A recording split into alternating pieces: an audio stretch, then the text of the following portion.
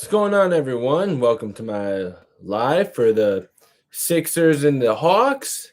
And also, congratulations to LaMelo Ball on winning the Rookie of the Year, the only award prediction I got correct. You can go check that if you'd like. It is somewhere on my channel. And yes, it aged terribly, but hey, it is what it is. Yeah, I'm good now, right? Yeah, I just had to switch the connection for a bit. When my connection is unstable, like, please. Okay, yeah.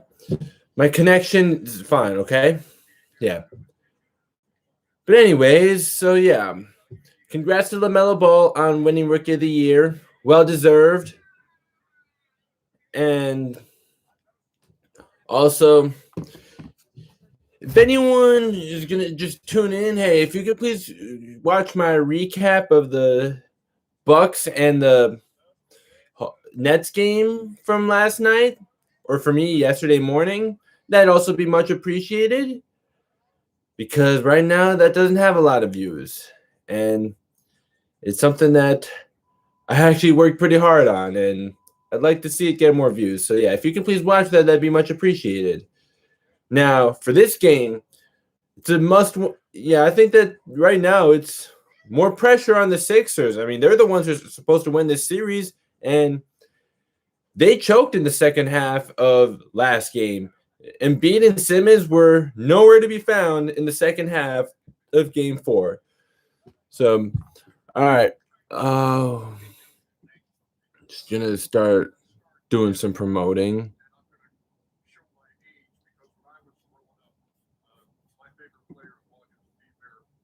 Oh, Ernie Johnson. That's an interesting choice for Pete Maravich. I mean, Ernie Johnson, his favorite. Pete Maravich is his favorite player.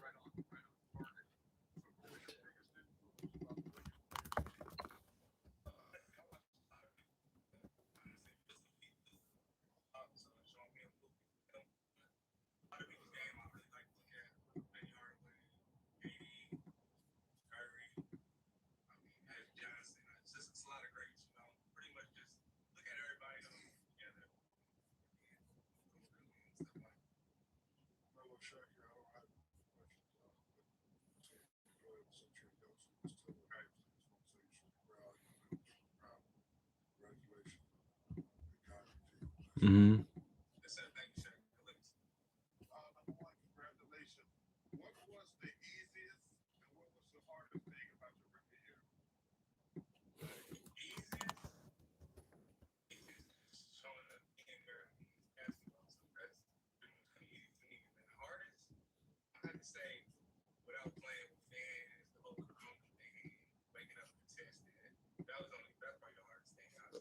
Yeah, it's a shame that he had to go through that his rookie year with the whole COVID situation.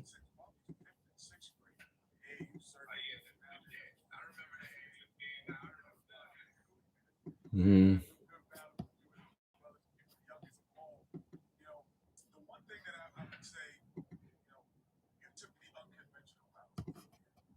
Yes, he did. To go to Europe first.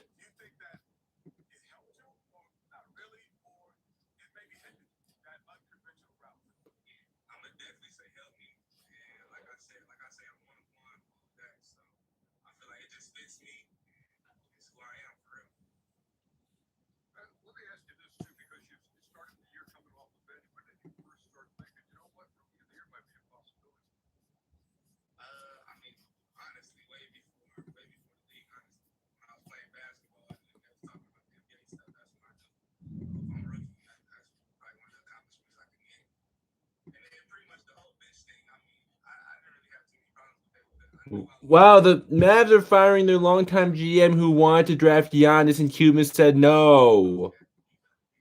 Wow.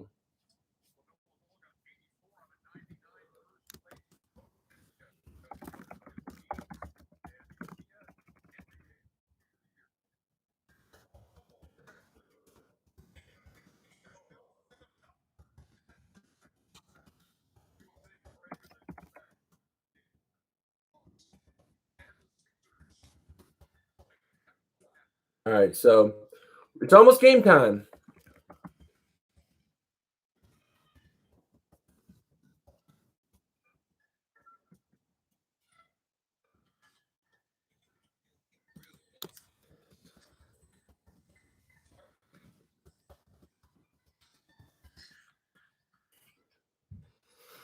All right. Yeah, I'm just chilling right now. So, yeah, waiting for people to show up. Like, everyone knows I'm live, right?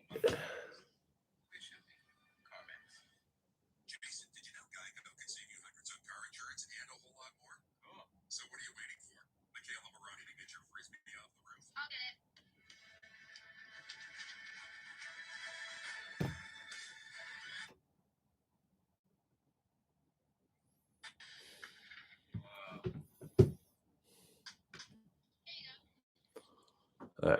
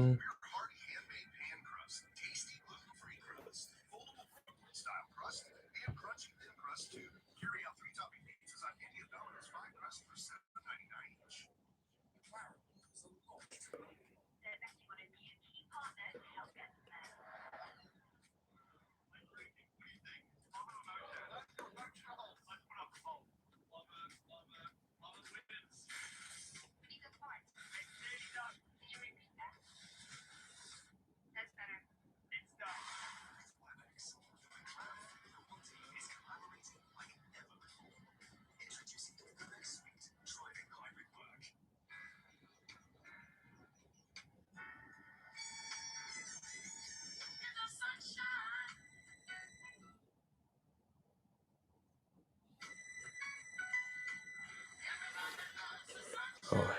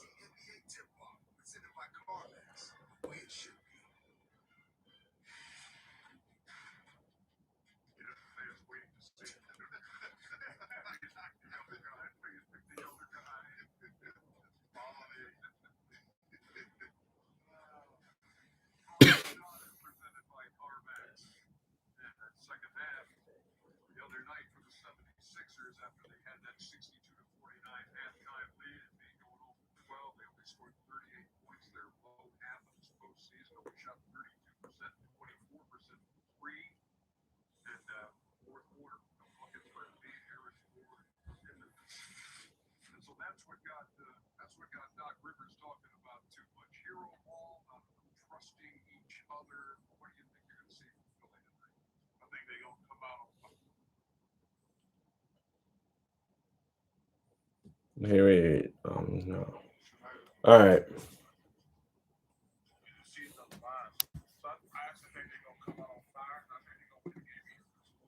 Really? Charles Barkley thinks they're going to come out on fire and win the game easily. Well, you know what though? They are at home, and hey, they got to play with a chip on their shoulder in this game because they came out flat in the second half. Like it was one of the worst second halves that I'm sure they played all season.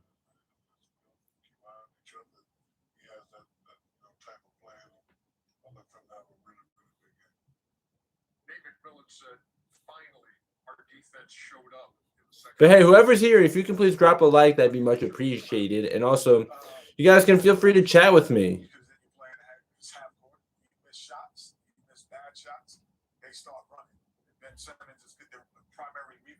Who's that?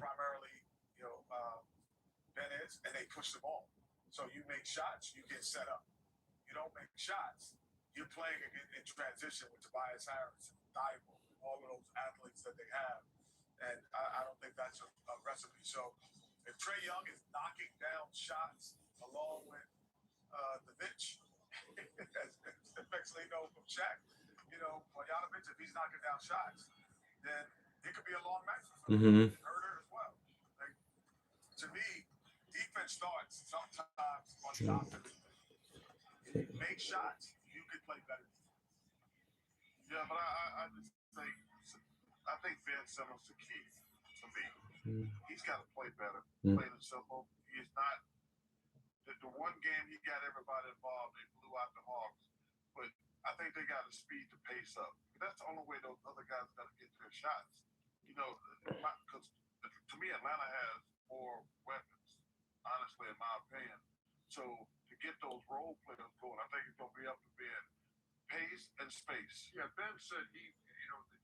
And also, as I'm talking to Hayden, one of my subscribers who found me on Dime Dropper, so yeah, he brought it up to me that when they are, having Ben Simmons initiate the offense, like they should probably try using him more like Draymond Green and have him as a screener and as a roller, and have Milton or maybe Korkmaz initiate the offense late in game situations, and have Ben Simmons cut or be in a dunker spot. Yeah, because Ben Simmons, when he's not even willing to shoot the ball, then yeah, it becomes too predictable. Sag off of him and build a wall near the basket.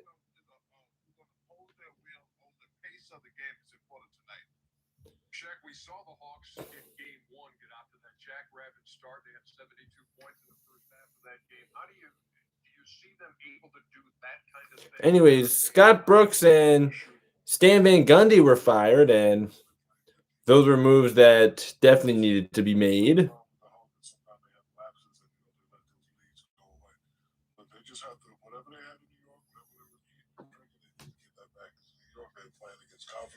Playing with confidence, playing against riled up fans. I think they can do it, but I'm watching Joel. I want to see how he's going to respond. Atlanta, 23s in game one of this series. They've had 29 in the 3 games since then. What's the key to getting that part of the game clicking again? It's the floater by Trey. When they don't really have a post up game, and so the post up is his dribble penetration. So he has to get into the paint. So we're approaching tip off. I'm not sure how much longer this is going to take. Then the defense has to collapse. The defense collapse, he kicks into the shoot. But yeah, I'm thinking this is the better game to be live for, because I feel like Utah's gonna whoop the Clippers on their home floor, and Paul George is gonna need to show up, or everyone's gonna be roasting him. He's gonna really need to show up in Utah for the Clippers to have any chance. My Sixers guarantee. Okay, Chuck.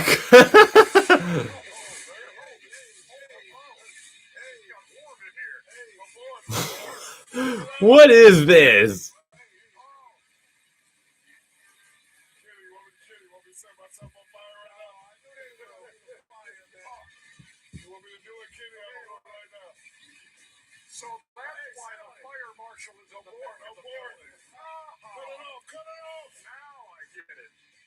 All right. So, okay. All right. So, coming up next. All right. Come on. Can we just get this game underway? Like, why are they going to tell us 8:30? I mean, okay. It's I'm talking Japan time right now. What time is it in New York?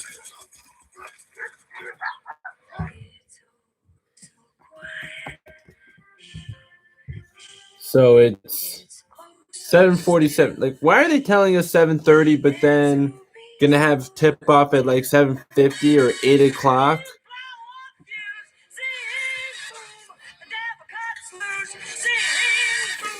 But when I was on the East Coast, back when the Lakers had Kobe and Pau Gasol, like I would actually take a nap sometime during the day, and then just so I can make sure I get my sleep before the Lakers game starts.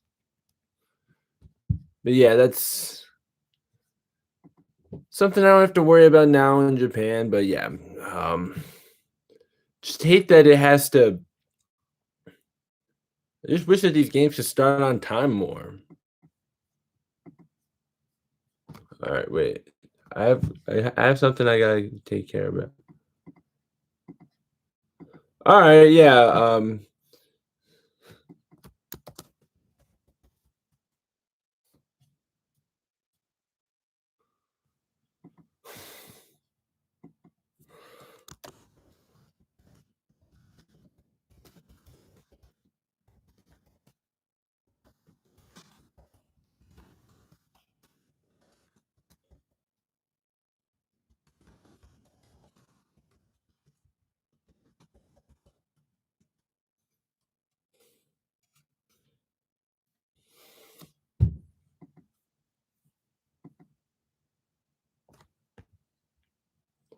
So yeah, I think I finally got over the 411 subscriber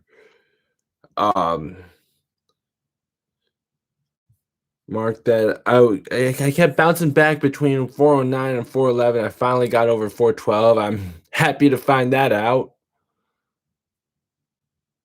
But yeah, where's Maniac Lane? Because he's always here.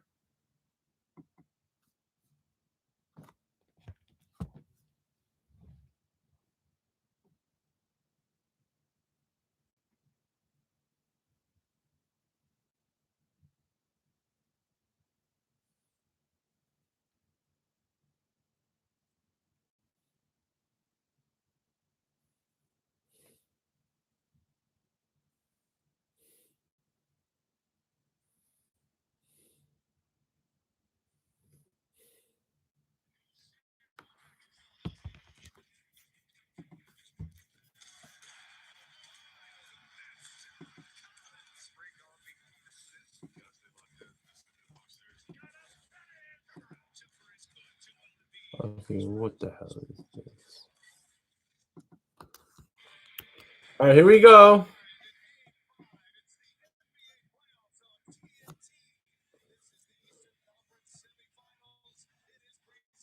So what's the word with Danny Green? I'm not expecting him to play, but is he out for the series?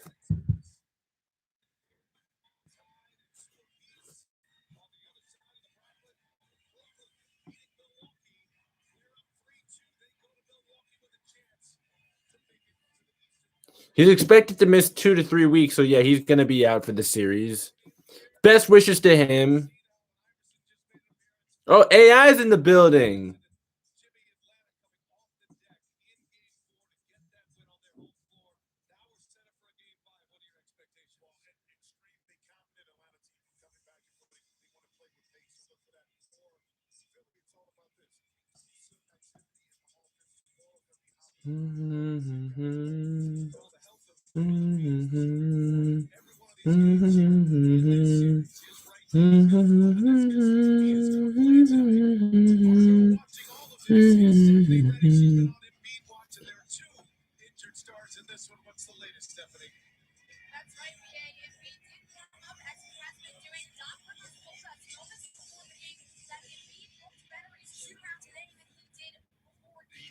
Oh.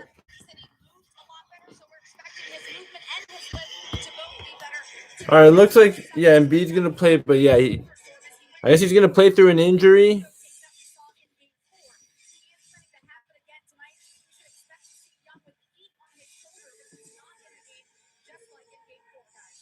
Mm-hmm. All right.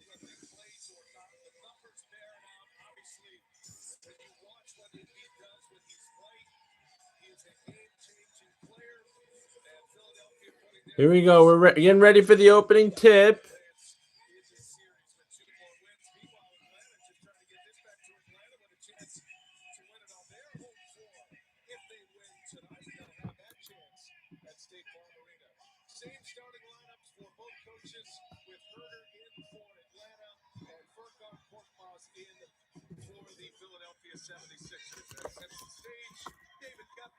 Okay, wait. This is gonna. Okay, so Sixers win the opening tip. Yeah, I was a little afraid that I might get hit with the copyright with the eye of the tiger. So Ben Simmons has, and here's Korkmaz for 3. He knocks it down. The Sixers take a 3-0 lead to start the game. So here come the Hawks, and okay, so Trae Young has the ball, and he's gonna, and the alley-oop pass is broken up by Seth Curry, but Bogdanovich is there, and he's gonna knock down the 2, and it's 3-2 Sixers.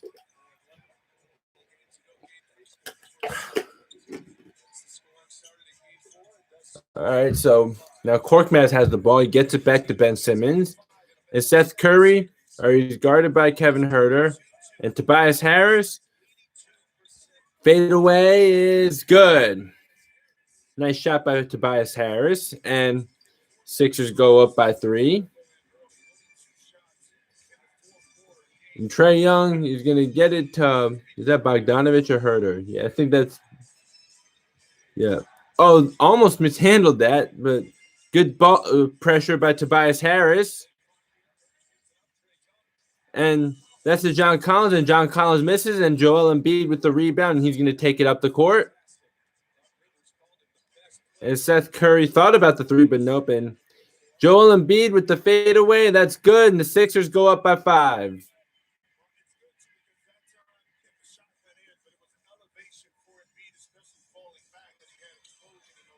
Oh, and Trae Young got to the basket pretty easily right there. So, all right, so Ben Simmons faked the handoff to Tobias Harris, but then did hand it off to Seth Curry. So Joel Embiid's going to attack Clint Capella, and he's going to get 2 points. It's 9-4 Sixers. And Trae Young with the floater. It's good. 9-6 Sixers. All right, so now Joel Embiid has the ball up top. Going to get it to Korkmaz. Korkmaz just inside the three-point line. That's good. It's 11-6 Sixers.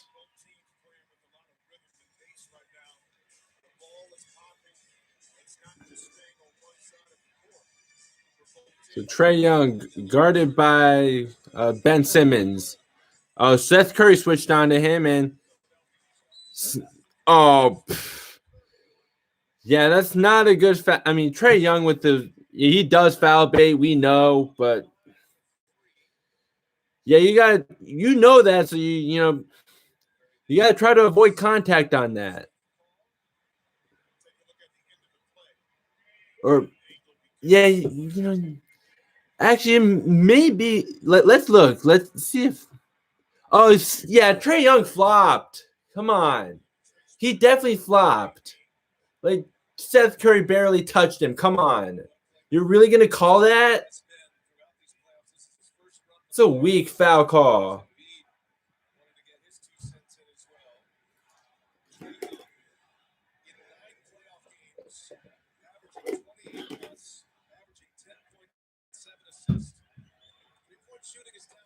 So Trae Young makes the next free throw as well. So he's made at least 2 of these 3 free throws.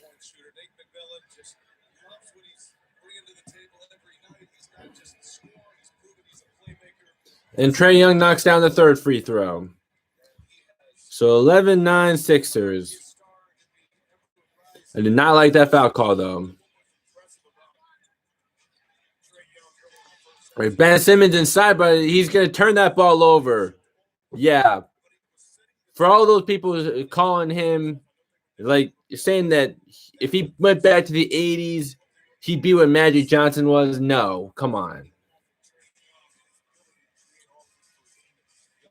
And Trae Young attacks, and he misses the floater. And here's Ben Simmons, and Ben Simmons is going to hand it off to Embiid. Embiid goes up for 2. It's a 13-9 Sixers. Oh, and Joel Embiid with the block, way to run the floor, and Trae Young almost recovered, but yeah, he missed the layup. And here comes Ben Simmons in transition. Ben Simmons almost lost it, but yeah, he's going to look to give it up now. And Tobias Harris wide open from 3, and he misses. Hawks caught a big break there. And Kevin Huerter bounce pass to Clint Capella. Clint Capella misses the layup, and here come the Sixers. And Seth Curry for 3 knocks it down. And 16-9 Philly.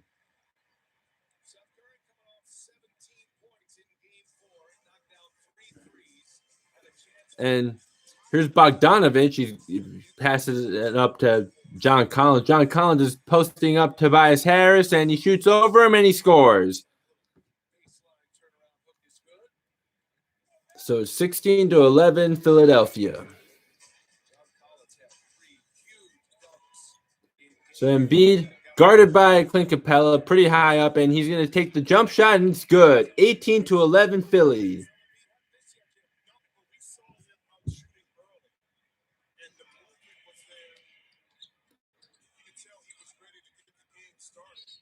And it looks like the Hawks are going to call timeout.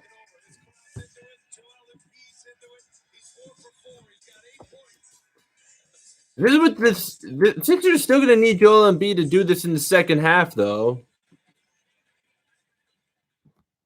At Progressive, we love your pets as much as you do. All right.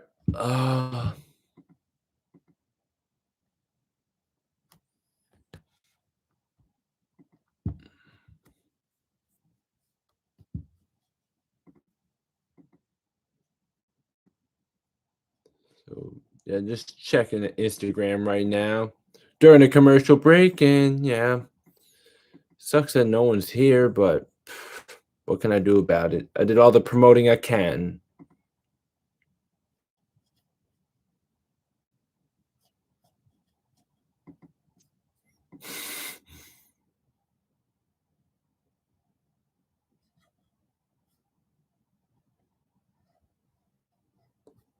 All right, wait, what's going? Yeah, I'll turn on some Major League Baseball too. So, oh, my Yankees are playing, and yeah, they suck, but whatever. I'm still gonna tune into them, but just I don't know why I should really care that much about them these days. If they're not even gonna show that they care. Is so different than it was when the first. But also, yeah, I'm already seeing stuff. Oh, Joshua Matthew, hello. Haven't seen you here before, but good to see you here. So if you're new here, yeah, welcome aboard. Higher than high. So because I'm unfamiliar with you, thank you for the like, by the way. So are you a fan of either the Hawks or the Sixers?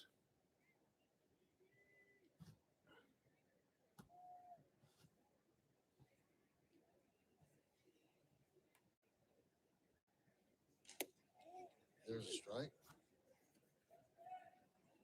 Oh, we got 3 people here now. Nice. So yeah, everyone here, like, yeah, if you could please drop a like, that'd be much appreciated. I know Josh just did, and I would like to see the Sixers beat the Hawks beat the Sixers. I feel you on that. I'm not looking great for the Hawks right now, though. But yeah, I definitely feel you on rooting for the underdog. Trivia question. That roster construction was so good. Players off the bench just knew their roles.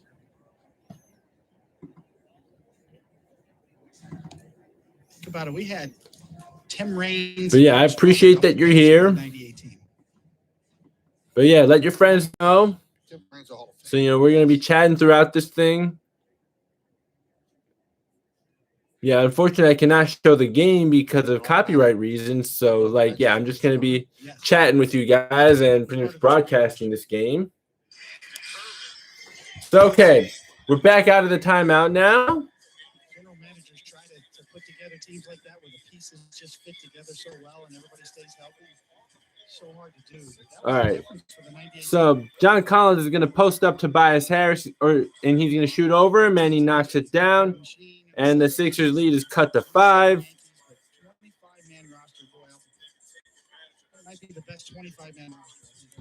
And Cork Massey's going to get to Seth Curry on the top of the key. Seth Curry knocks down the 3, 21-13 Sixers. I think Seth Curry had 17 last game, right? And he's doing pretty well right now. And John Collins posting up Tobias Harris again. He's going to get called, and Tobias Harris gets called for the foul.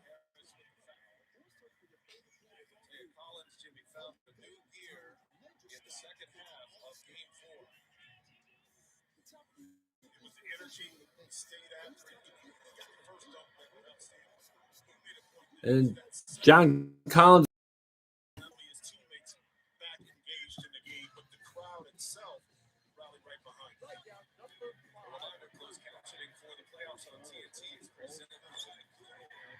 And he misses a free throw, and Tobias Harris gets the rebound. What's up, everyone? Like, I see Josh here. How about everyone else? You can feel free to chat with me. And Cork Maz has the ball, and he's looking to get the Embiid. Yeah, Embiid's posting up from way too far out. But Embiid's going to – okay, there we go, Embiid. Joel Embiid with 2 points. But I guess Joel Embiid can get away with posting up from way too far out. And Joel Embiid, nice contest, but okay, Clint Capella is going to get his own rebound and going to miss, and the Sixers get the rebound. And all right, Korkmaz. Oh, Korkmaz gets fouled.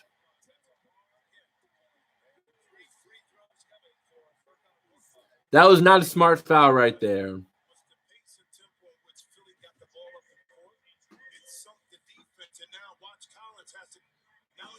But yeah, was his foot on the line?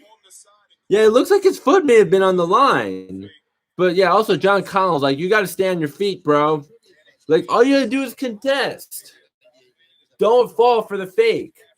But also Korkmaz is like, good job on the fake, you know.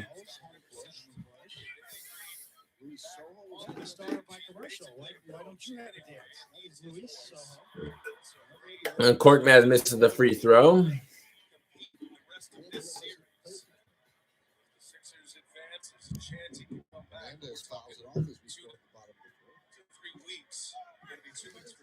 Yeah, I'm hoping that Danny Green can come back as soon as possible. Korkmaz knocks down the second free throw. Yeah, so I think the refs saw that his foot was on the line. So Trae Young, yeah. So Korkmaz is starting for Danny Green because Danny Green is out for a while with an injury, and John Collins. He's going to pass it back out to Kevin Huerter. Kevin Huerter for no, not Kevin Huerter. Bogdan Bogdanovic. I'm sorry, I keep mixing them up. But yeah, that's still going to be Philly ball. Yeah, Bogdanovic is 13. Huerter is 3. I got to remember that. And Danilo Gallinari's in the game.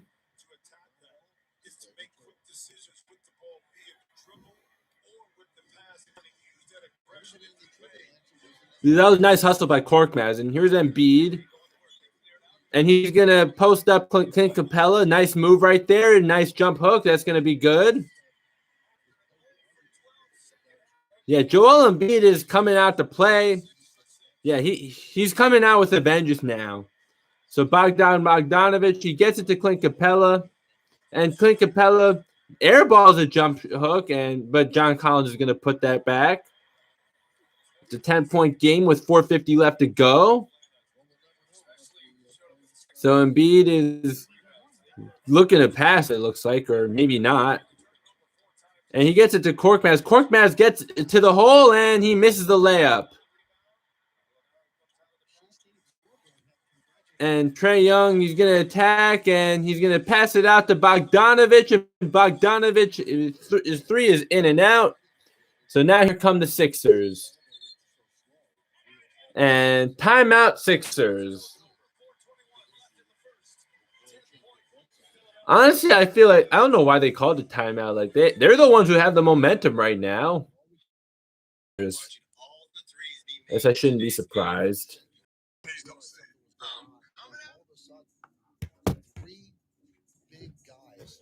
So yeah, what else is good right now?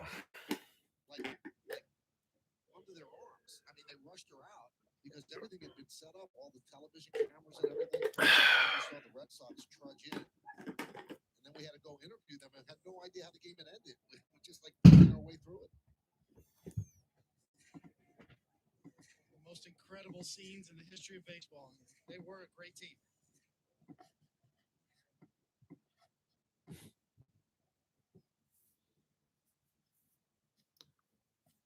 I'm up to 413 subscribers. Nice. If that was you, Josh, that just subscribed, I really appreciate this. Much appreciated. I'm hoping I can reach 500 by the end of the month.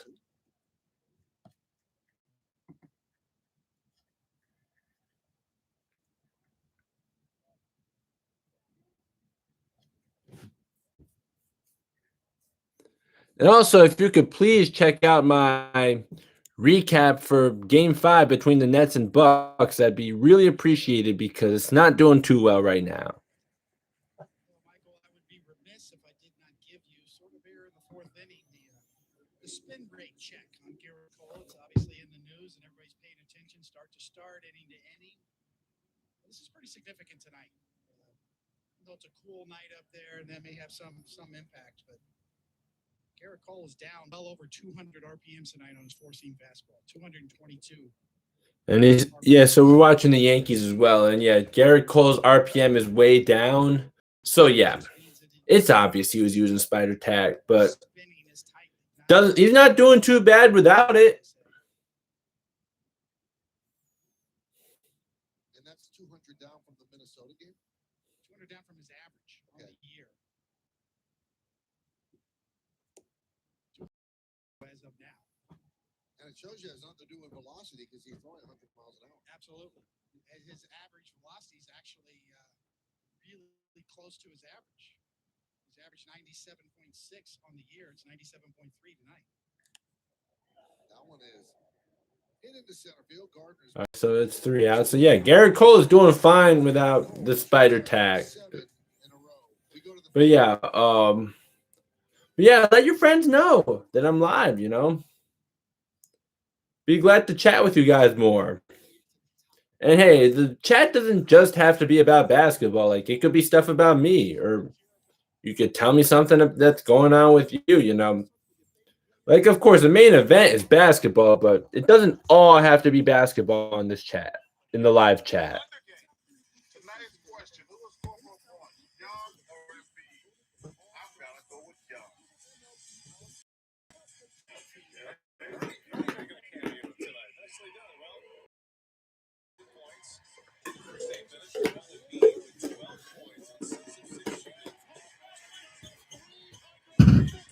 It's Seth Curry for 3.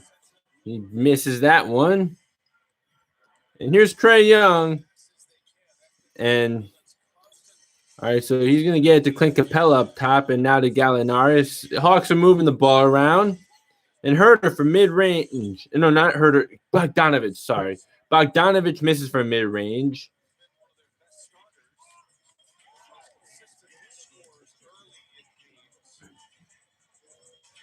All right, here's Joel Embiid. Here's 10 on the shot clock, so he's going to have to get the shot off. Oh, good defense by the Hawks. Oh, the Sixers almost got it right back, though. Gallinari for 3. Knocks it down. 26-19 Sixers.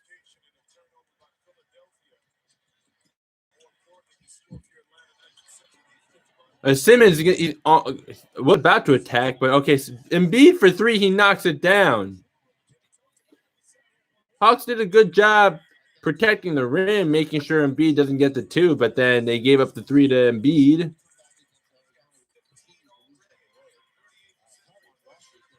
So Gallinari's going to take another 3, and that one hits. That one breaks. That clanked pretty bad.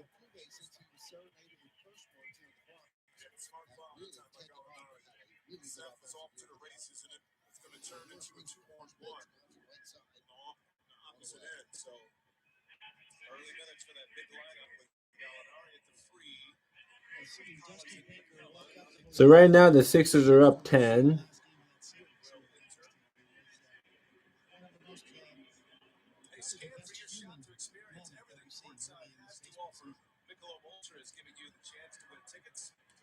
All right. Well, what's up, Jamsey? Just dropping by. I really appreciate that, dude. Sorry. Embiid is going to post up, and Joel Embiid with another bucket. Joel Embiid, he's really out with a vengeance right now. He's 8 for 8 in this game. Wait, I just spoke over. Wait, let me just see. They just said how many points he has now, but I spoke over him, so I don't know. So Gallinari, he's got a 3 on the shot clock. Gonna need to do something. And Herter for 3, yeah, that missed bad. He's fade away 3. It's not a good shot. And yeah, Embiid at 17 first quarter points. The George Hill's in the game, man. George Hill with the bucket.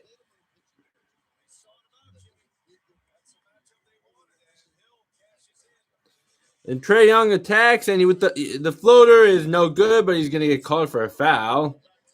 No, Well, Trae Young's not going to get called for a foul. Going to make sure my favorite YouTuber doesn't get demotivated. I really appreciate it. I mean, I'm not going to get demotivated, but I still really appreciate it. I really appreciate that. Also, I do have my recap out for Game 5 of the Nets and Bucks. So if you could please check that out, that'd be much appreciated.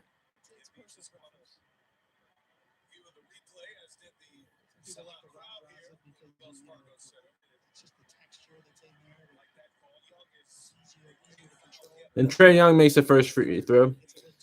All right, yeah, much appreciated. So George Hill is going to bring the ball up the court. And, okay, Matisse Thybulle for three. He knocks it down. Hawks are in trouble early. Got a minute and a half left to go in the first quarter. They were down 15. And Trae Young with the mid-range shot. That's no good. He clanked. And, all right, here's Shake Milton with bringing the ball up top. And Embiid, all right, on the high post, guarded by Capella. And Joel Embiid gets double teamed. And, okay, they're going to move the ball around. And Matisse Thybulle, nice pass to Ben Simmons. And Ben Simmons for the dunk. Minute left to go, 38-21 Philly.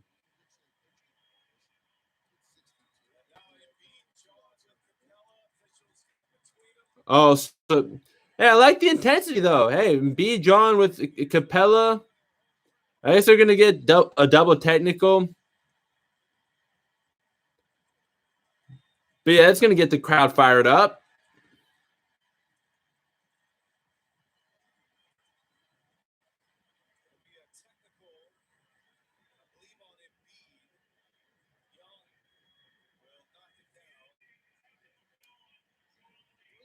Only on Embiid?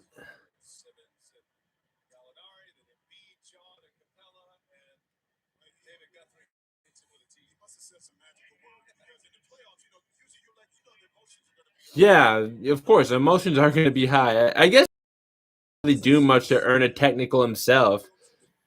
But, like, just how they were telling us that they were jawing at each other, because we didn't see it as it was happening. Or I guess it was just a double technical, or was it not? Just Embiid? Because what about the free throw? Yeah, Snell missed a three. Sixers get the ball.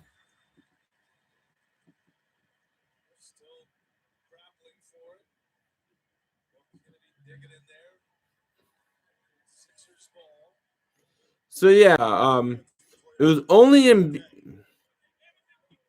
Oh, so Trae Young did make the technical free throw, and then Lou Williams came in to the game for him. But yeah, they didn't show that. Like, why? But yeah, Trae Young did make the technical free throw.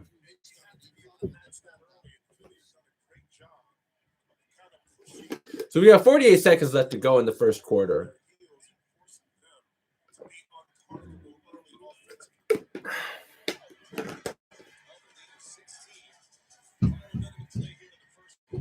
All right, so Shake Milton.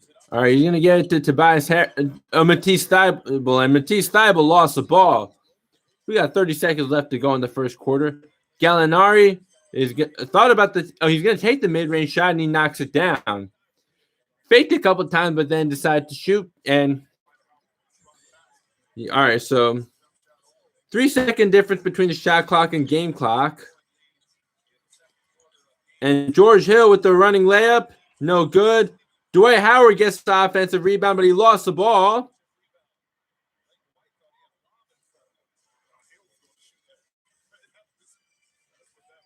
All right, so good ball pressure by the Sixers and a good defense. They come up with the steal, and that'll do it.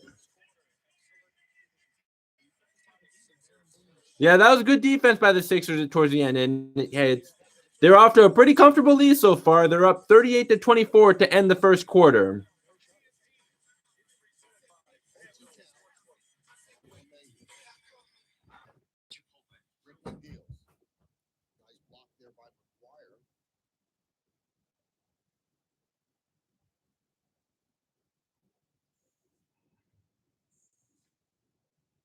One of those change-ups down and in by design. get hurt down there. Oh, that Clippers fear that Kawhi has an ACL injury. That really sucks. Especially on an 0-2 pitch. Oh boy. I hope it's not, but man, that's gonna be.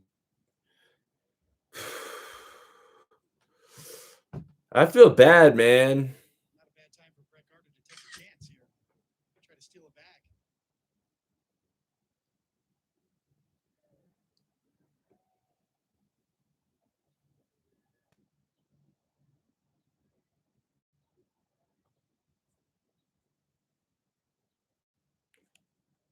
Yeah, I feel really bad for Kawhi. Shallow, diving and making the play is Grichuk for the final out.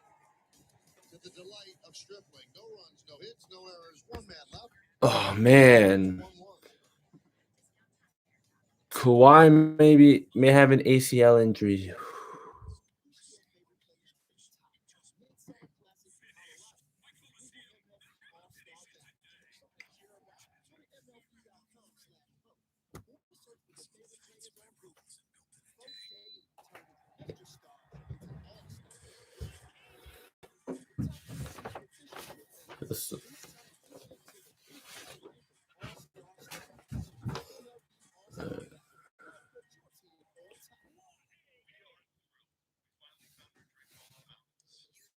Hmm.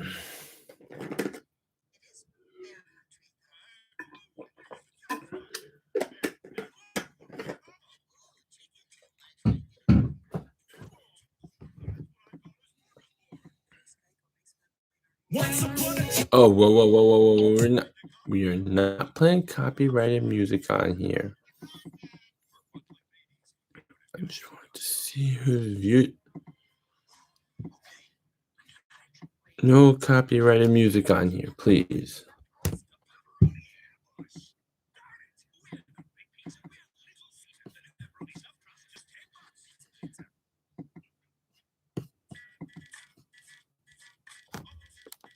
Yeah. All right, so we're back in action.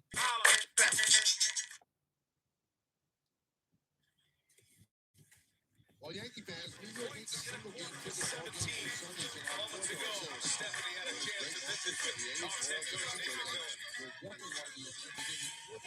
Rough start defensively. Embiid can't seem to miss. What will you do to try to slow him down? Our defense got to show up. Our defense has not shown up tonight, especially this first quarter. We got to get close to these guys. We got to be more aggressive. And on the other side of the ball, do you want to see anything different? All right. Starts with the got to get some stops. Here we go. We're back in action now. This is for the start of the second quarter.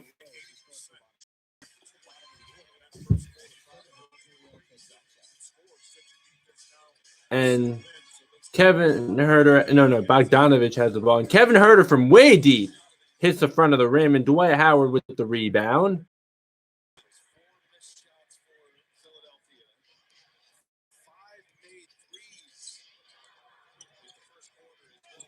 All right, Milton is going to get to George Hill. George Hill his shot is going to be in and out. I think his feet were in line anyways. And that was Matisse Thybulle that was George Hill with the steal, or I should say deflection, because he didn't actually gain possession of the ball.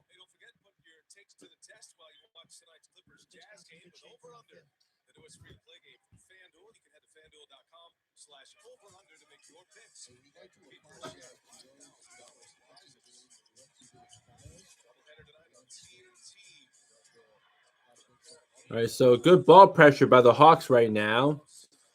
And Lou Williams with the steal. Lou Williams mid-range. That doesn't go. And rebound Dwight Howard. George Hill. No charge? Oh, wow. Letting them play, huh? And Tobias Harris hits the front of the rim. But, yeah, I felt like they should have called one way or the other. And Garrett Cole just gave up a home run.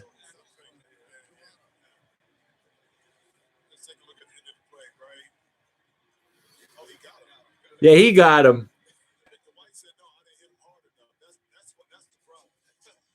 Yeah, I mean, I feel like that. I mean, the rules are the rules, though. But yeah, I feel like that was also sold pretty well. Herter to the basket. That misses. And Dwight Howard with the rebound. Here comes Tobias Harris. Tobias Harris goes to the rim, but it's stripped by Capella. Or no, that's Tony Snell. Instead of settling for maybe a pull-up, that time he put his shoulders down, chest right in the middle of the lane. Or no,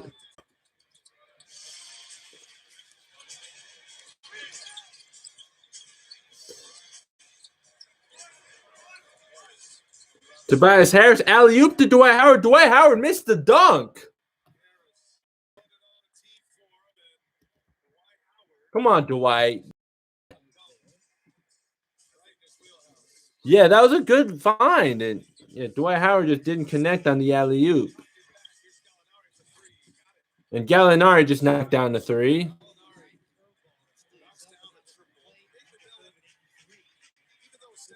Oh, no, that's Okongu, yeah, that's 17 on the Hawks.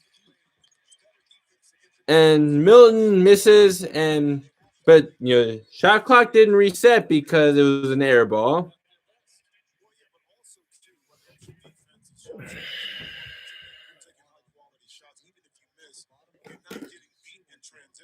So now your defense can settle in, make some plays, get some deflection, get some steals, and get out and run. And then help your All right, so Tobias Harris is going to attack, and he gets 2 points. It's 40-27. Here comes Lou Williams.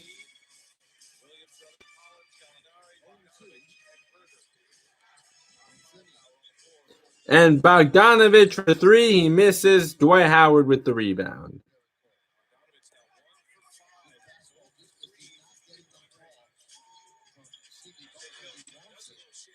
Oh, blocked by Kevin Herter. Kevin Herter attacks, and he missed the layup, and Tobias Harris with the rebound. Shake Milton from deep. No good.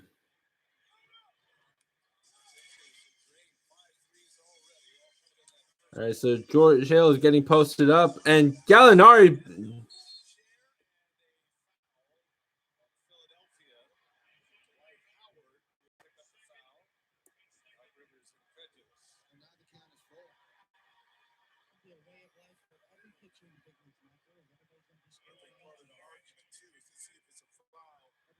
Yeah, tried to pull the chair in.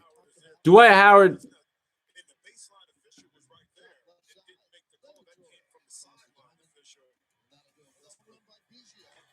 So yeah, Gallinari makes the first free throw. And here come the ref you suck chants. Or how about taking it back to my college days? I'm blind. I'm deaf. I want to be a ref. I'm blind. I'm deaf. I want to be a ref. And Gallinari missed the free throw.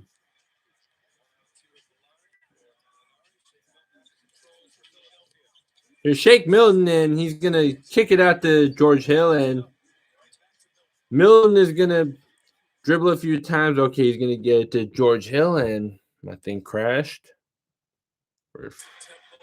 Come on, no, I already saw that. Come on. Please don't do this to me. Yes, I do.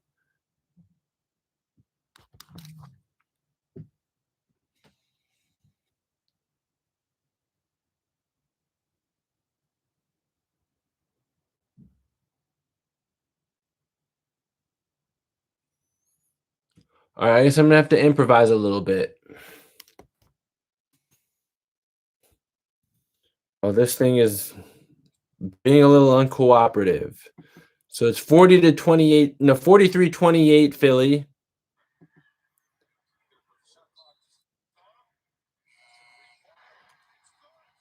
Oh, Shake Milton, what a three he just made. At the end of the shot clock.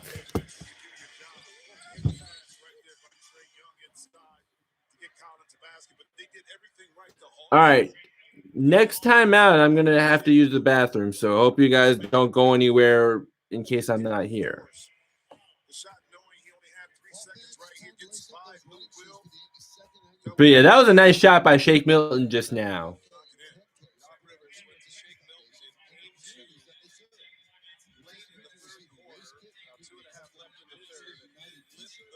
So it's a 15-point lead for the Sixers.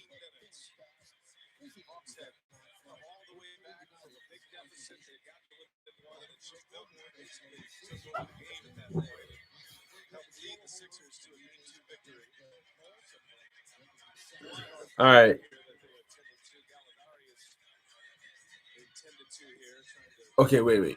Yeah, I'm just trying not to get. Yeah, because copyrighted music, that's just. All right, let's go. Come on, let's.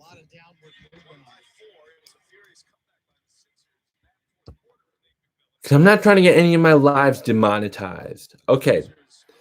John Collins is going to be at the line for 2. And he's going to miss the first one. Yeah, let me see what the Hawks are shooting from the free throw line because it's got to be pretty bad.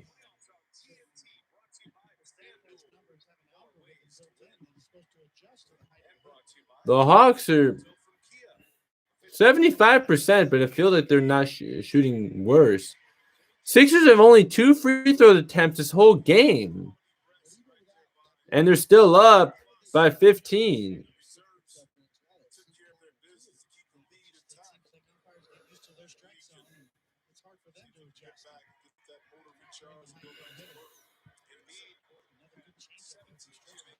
Makes a second free throw. Okay, I see. I get it. I am a little behind.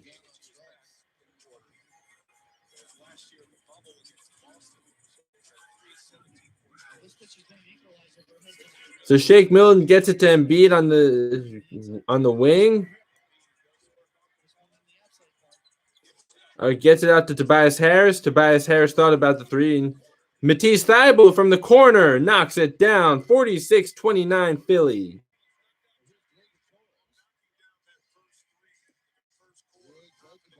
And all right, here's Kevin Huerter. He's attacking, and layup is no good. Clint Capella with the rebound, and he gets a putback, and it's an and 1.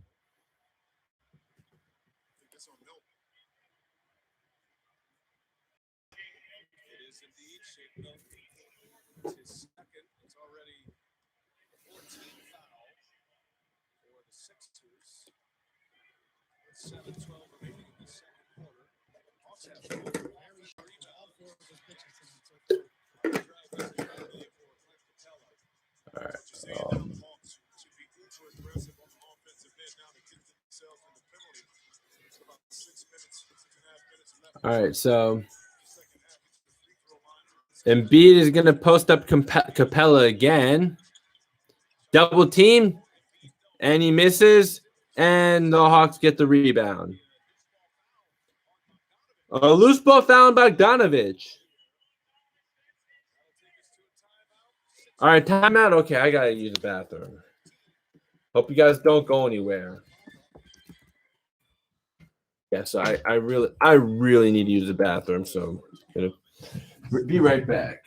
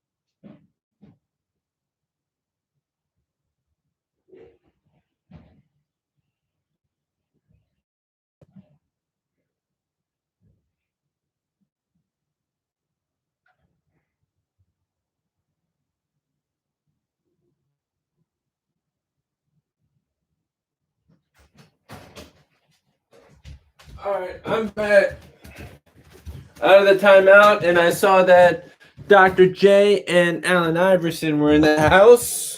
They mentioned Allen Iverson early in the broadcast, and yep, they just showed Oh, what's up, Hayden? Good to have you here. And all right, so the Sixers just missed, and okay, the Hawks are in transition. Alley-oop to Capella, and that's going to go out of bounds, and that's going to the Sixers. They just Trae Young and Clint Capella couldn't connect on the alley-oop. Okay, so Embiid guarded by Danilo Gallinari. Oh, he traveled. Come on, Embiid just got to attack Gallinari.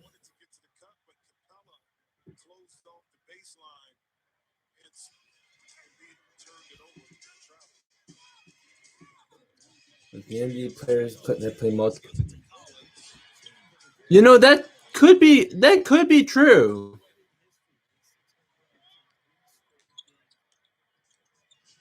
Now, I'm not sure how many right now played multiple sports growing up. Like I know Donovan Mitchell played baseball, but then high school he decided he's going to just focus on basketball. Yeah, Embiid just got fouled. He's going to go to the line for 2.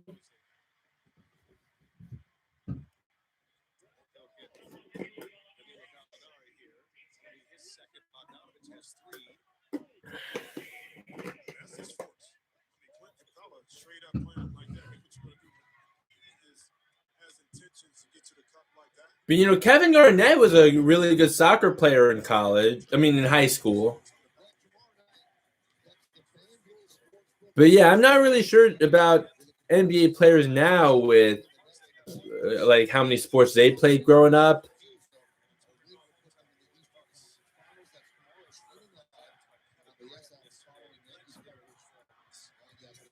Think about Embiid. Embiid played soccer. Jokic played volleyball.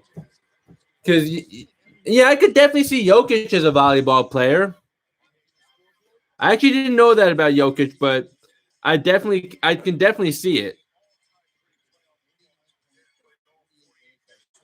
And Herder missed from 3. He had a wide open 3. And Gallinari went for the putback, but he misses. And Seth Curry for 3 knocks it down. Yeah, even LeBron played football. That is true until his senior year in high school. The Sixers are now up by 20.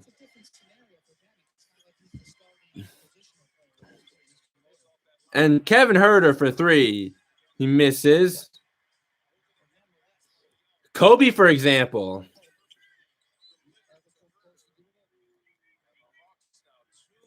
And I know Kevin Garnett played soccer. I'm not sure who else.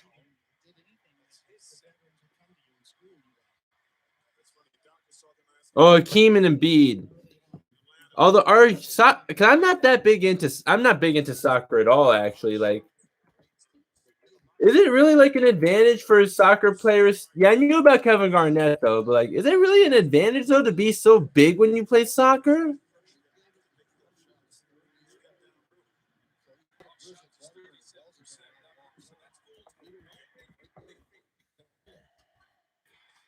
But Steve Nash, and we all know Steve Nash was even a pro soccer player.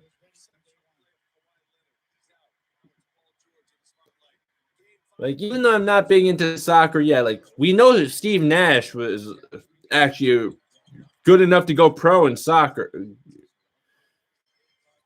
Like, I know he still plays nowadays. And Allen Iverson played football. That's right.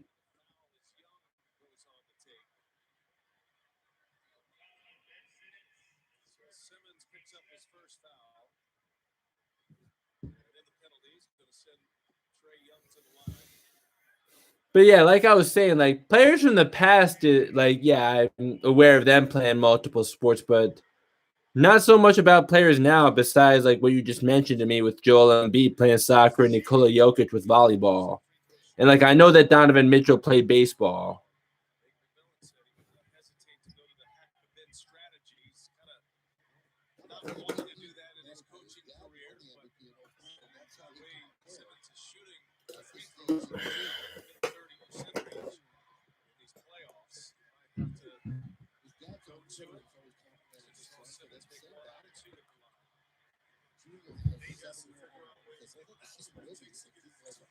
All right, Trae Young missed a free throw. He played. Yeah, I could definitely see that because from Australia. He's then beat. Okay, so we got a foul away from the ball, I guess. Oh, so they're gonna go with the hack of Simmons now.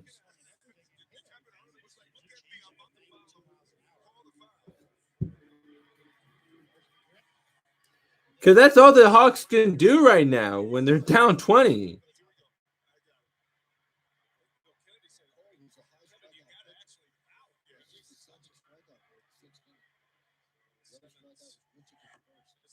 He hits the front of the rim.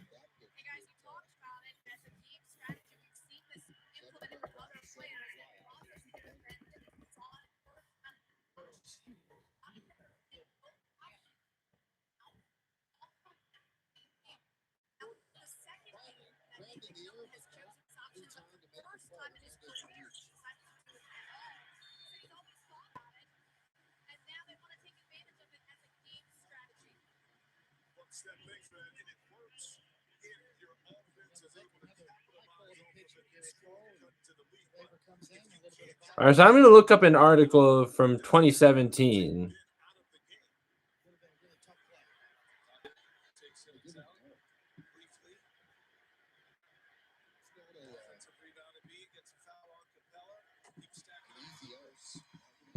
Yeah, I actually just looked that up about Stephen Curry.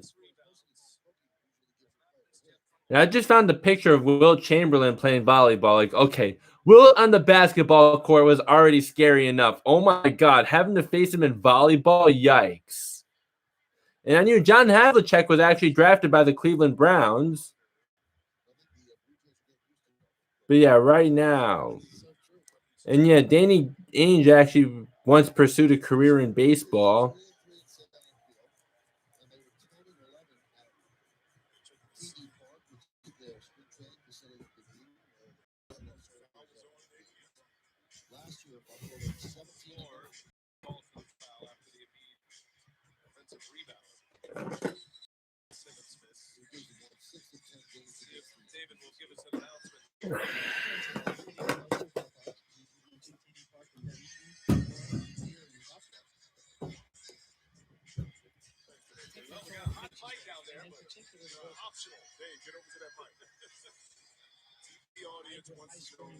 All right, like I wish they could just resume play, like whatever this stoppage is right now.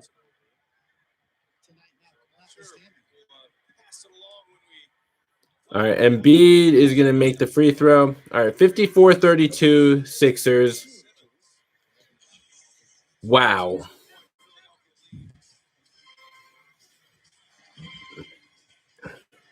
I chose to live stream this game because Trae Young thought about the three, but yeah. Okay, and then they're going to almost turn the ball over. Clint Capella with the post up and he traveled.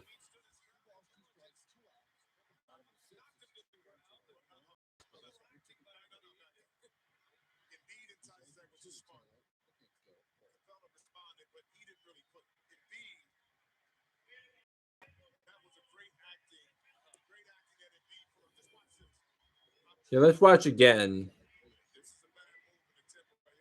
Yeah, Clint Capella just Embiid with the flop. Flopping by Joel Embiid right there.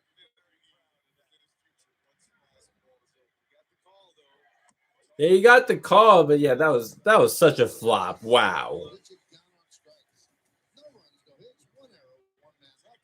And that was just frustration out of Clint Capella. Like Clint Capella needs to do a better job of keeping his composure.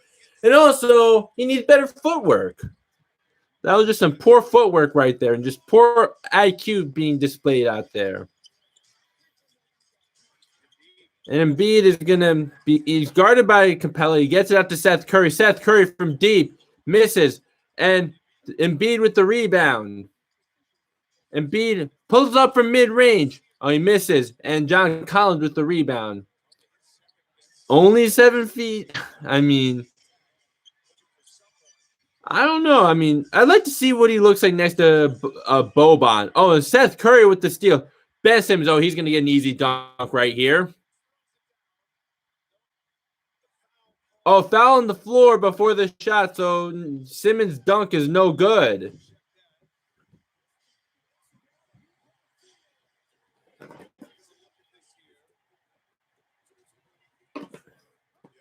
Yep, he got him. And that's a smart foul. Are they really going to review that? Come on.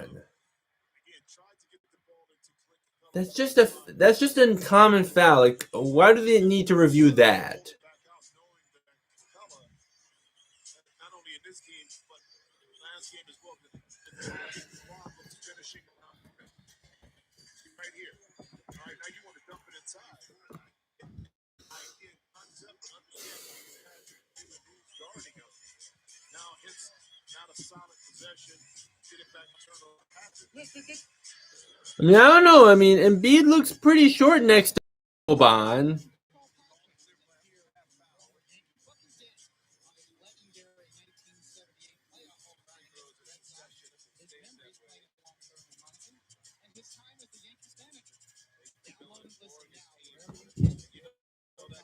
All right. But yeah, Simmons needs to rework his shot. He's been needing to rework that.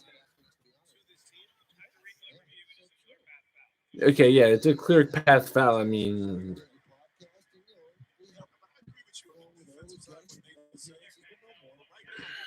we kind of already knew that. Because there was nothing excessive about that foul. Yeah, like, how is he playing in the NBA and just can't shoot?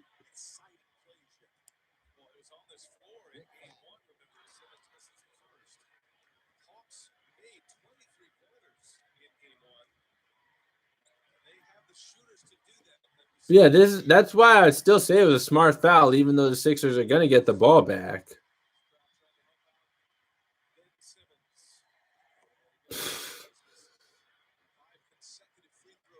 Are we going to have to rename him Shaq Simmons? Two things they have in common. They went to LSU and they suck at free throws.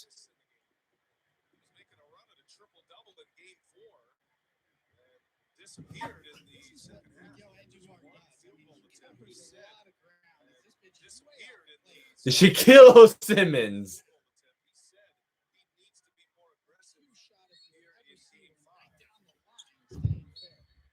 Okay, yeah. All right, this is just getting annoying now. But yeah, like I'd say, like it's annoying that the Hawks are just going to go with this strategy now. But at the same time, yeah, Ben Simmons really needs to make his free throws. He only has 3 points.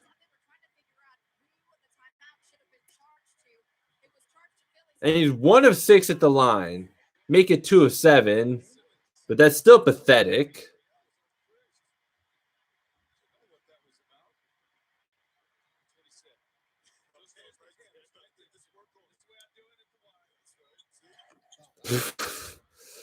Two of 8 from the free throw line.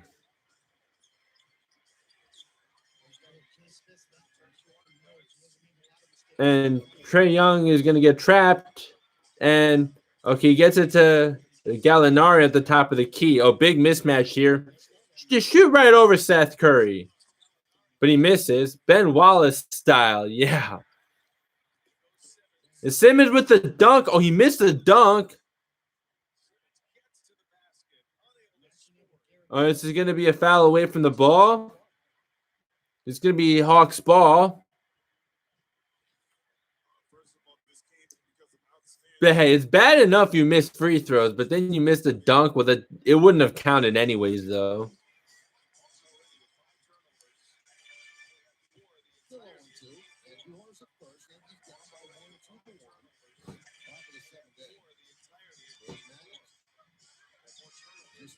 And Trae Young from 3 knocks that one down. It's 56-30. Oh, you had his foot inside the line, so it's 56-34 Philly.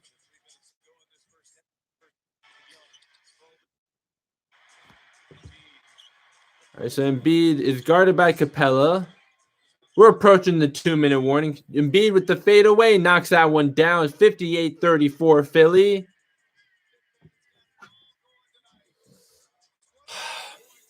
I'll at least stay for the second half. I'll at least stay for the third quarter. Embiid already has 24. And John Collins is going to get an easy two, but I don't know if I'm going to stay for the whole game when this is what it's turning out to be. 1-2.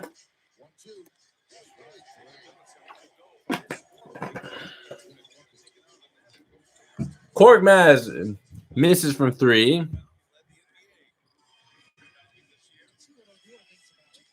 And Trae Young gets to the hole, but he misses the layup. And Seth Curry out in transition and makes a reverse layup. And 60-36 Philly. A little over a minute left, and the Hawks have yet to even score 40 points in this game. Yeah, I feel that. And Embiid, like, he definitely has some game. If only he had better conditioning, though. Then he wouldn't be so injury prone. And Simmons gets to the hole, and nice Euro step for him. And that's finally his 5th point of the game. His 5th point of the game, yeah. So Trae Young is going to not a smart play by Matisse Thybulle.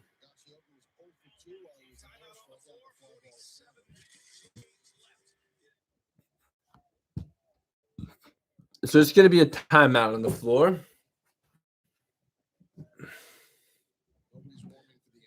He's too athletic for his own good. He's not the fastest guy, but I mean, he's obviously really strong.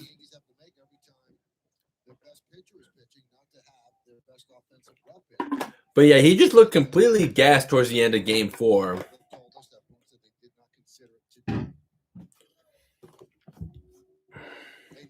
No one's going to catch every single game. So you have to decide when your backup catcher is actually going to get the start. And I guess the thinking is, well, Cole is comfortable with Higashioka, so that's when we'll sit Garrett. Yeah, and that decision was made earlier in the year when you anticipated a lot of runs from this offense. Garrett Cole hasn't had a lot of runs to work with once again in one of his starts. Just one so far.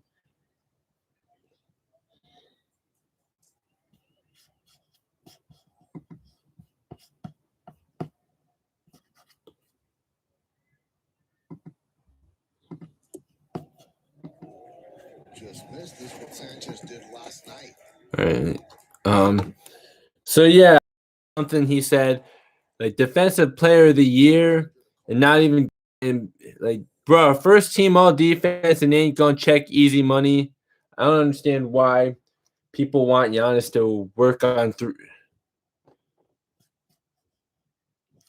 Because I mean, so that they don't get him to. He should at least be working on that mid-range shot so that wall defense won't be effective. And yeah, I agree with CJ McCollum. Even though CJ McCollum isn't someone who's known for defense either, should work on a jump hook or a floater, a 15-footer. I agree with that. Yeah. Because he just has no skill. It's all athleticism and just being a freak of nature. But his lack of skill always gets exposed in the playoffs.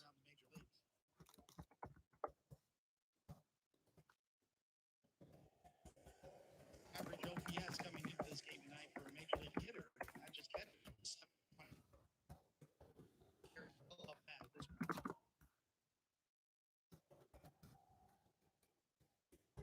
snowing in Buffalo.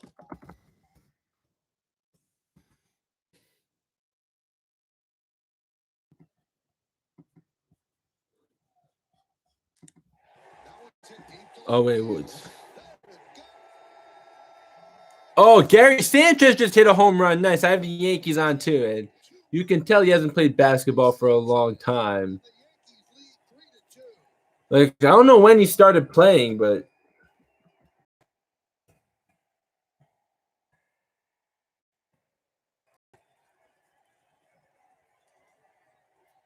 so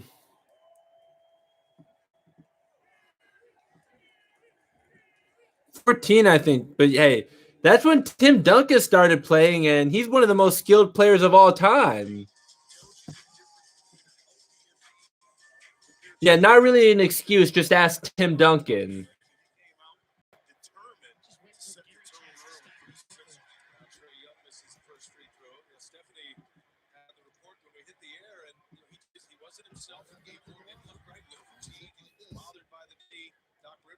But oh boy, Gary Sanchez is heating up.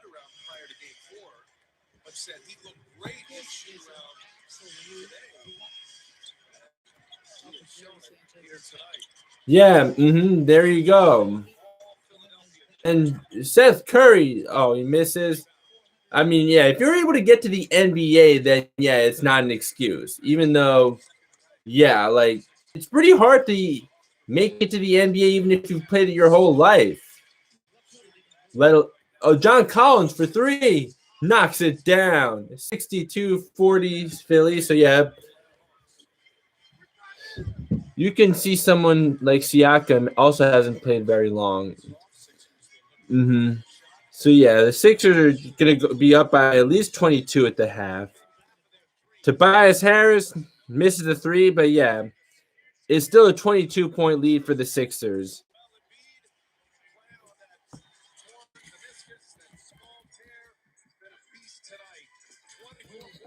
But yeah, the fact that Embiid is actually playing with that torn meniscus, like, take notes, LeBron. I mean, he's not out there quitting. He's actually out there playing and trying to get his team to win the game. He sure didn't play well in game 4, but at least he's not quitting. So anyways, yeah, but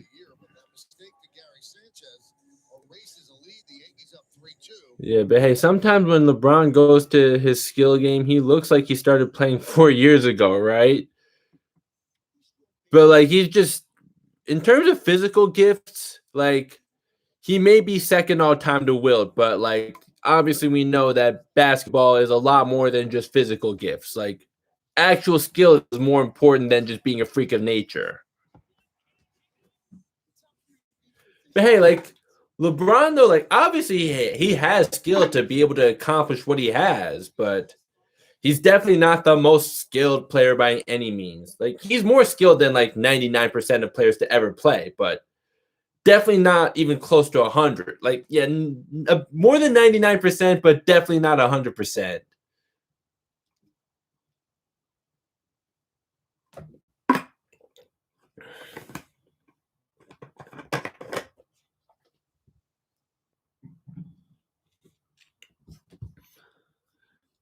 True, yeah. Like they have three. The trio that they have has to be the greatest shot creating trio of all time.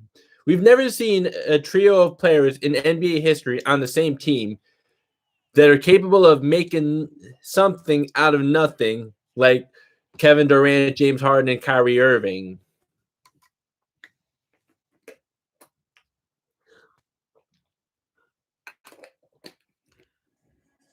So how does a bench react with a big hit and when the manager pushes the right button? Let's take a look.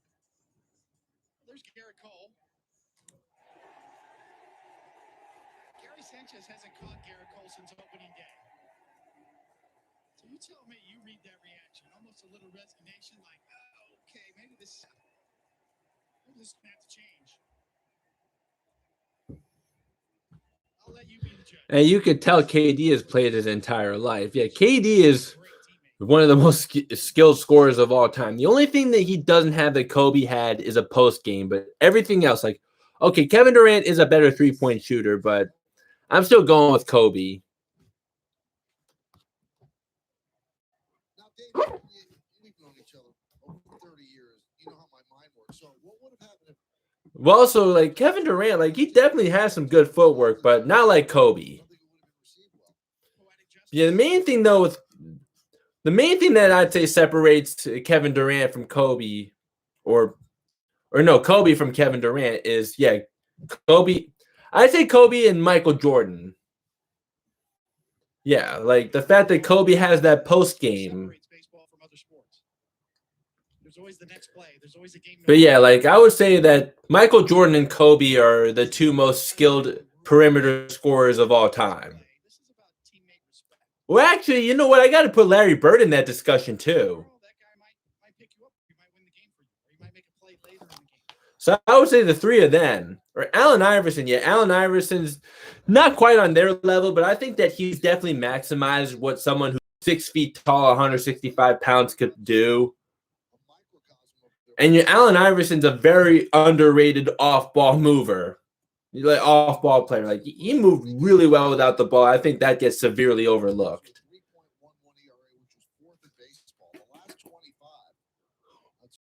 And you watch Johnny Arnett, right? I think Johnny Arnett's content is amazing, and he made a great point about Iverson's efficiency. Like when you have to shoot as much as he does, or he did when he was in Philly as the only shot creator on his team, like you have to expect him to be a chucker and expect his field goal percentage to be that low. And yeah, his efficiency did go up when he was playing alongside Melo.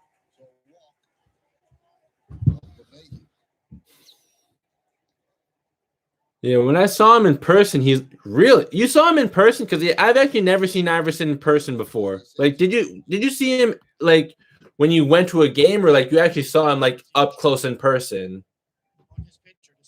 But he's not 6 feet.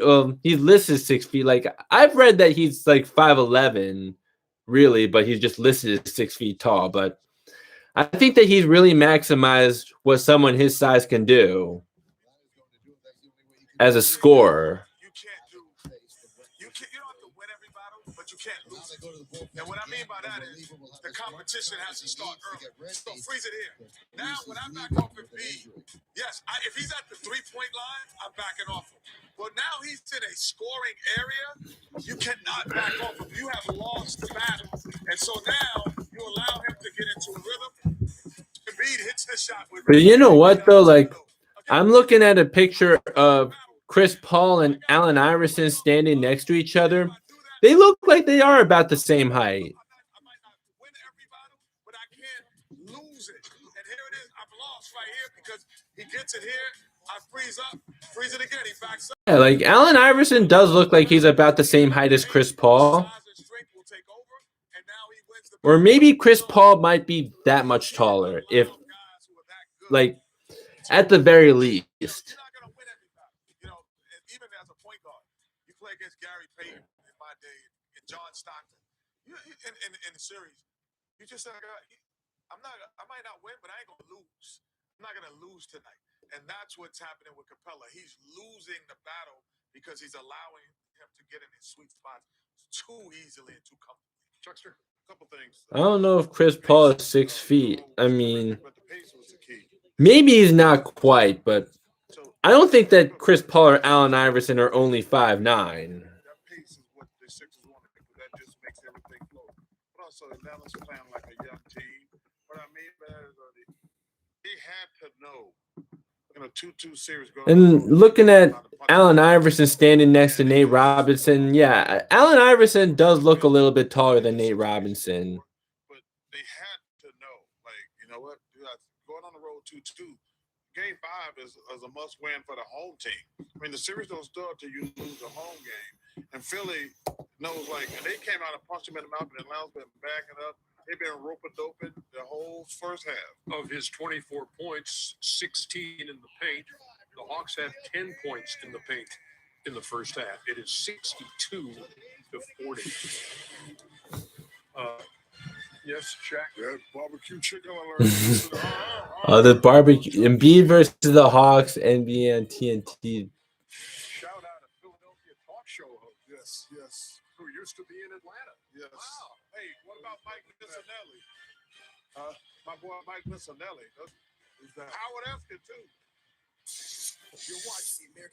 But yeah, like if the Hawks don't make a comeback, then I'm just gonna shut this off. I'm just gonna say it right now. Hopefully the Hawks can make it somewhat interesting, though. Because you have a plan to pay it off. Buy now, pay later with Planet.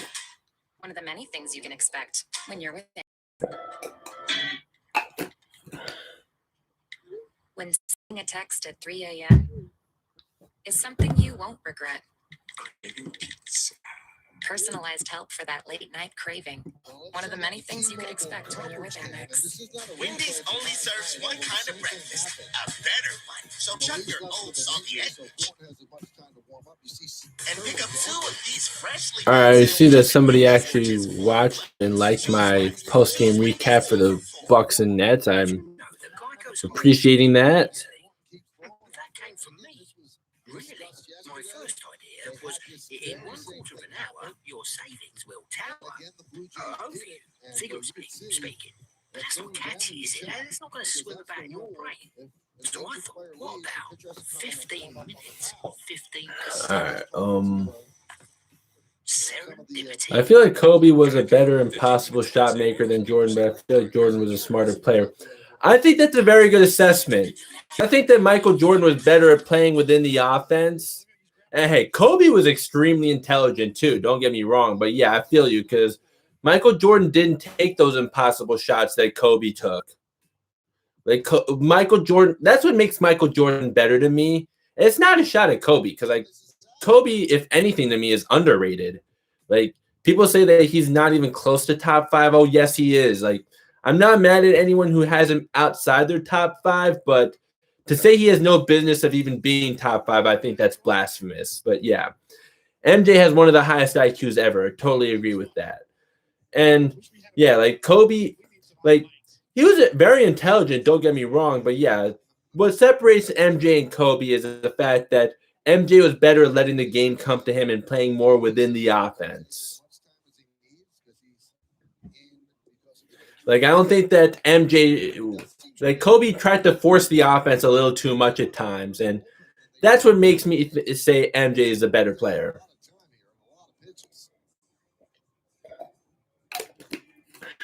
Now he's ready. So it's kind of gone haywire for the Blue Jays in this inning. Stripling was dealing. And Duhar with that single inside first. Yeah, MJ was also more athletically gifted. Yeah, like he had one thing that obviously gave him a huge advantage was the fact that he had bigger hands. Michael Jordan's hands are enormous, and like of course Kobe didn't have small hands, but Michael Jordan, like his hands are colossal. And also, yeah, Michael Jordan definitely had the better vertical leap and also better hang time.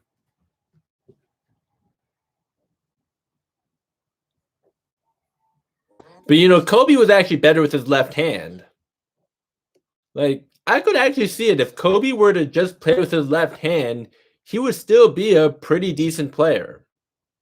Like he may even be a star level player if he were to actually play left-handed.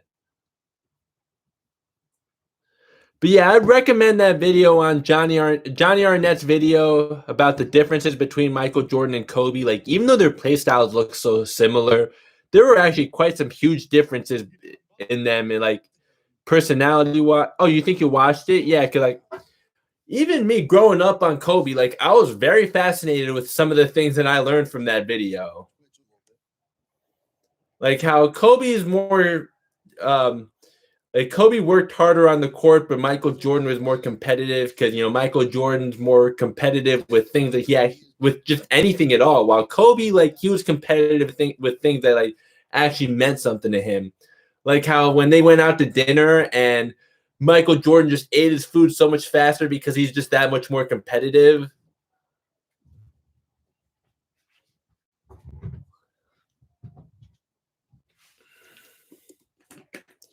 But yeah, Johnny Arnett is definitely one of my favorite NBA YouTubers. Like anyone who doesn't know about him, like yeah, I highly recommend his content. Like his content on NBA history, like I absolutely love what I've seen from him.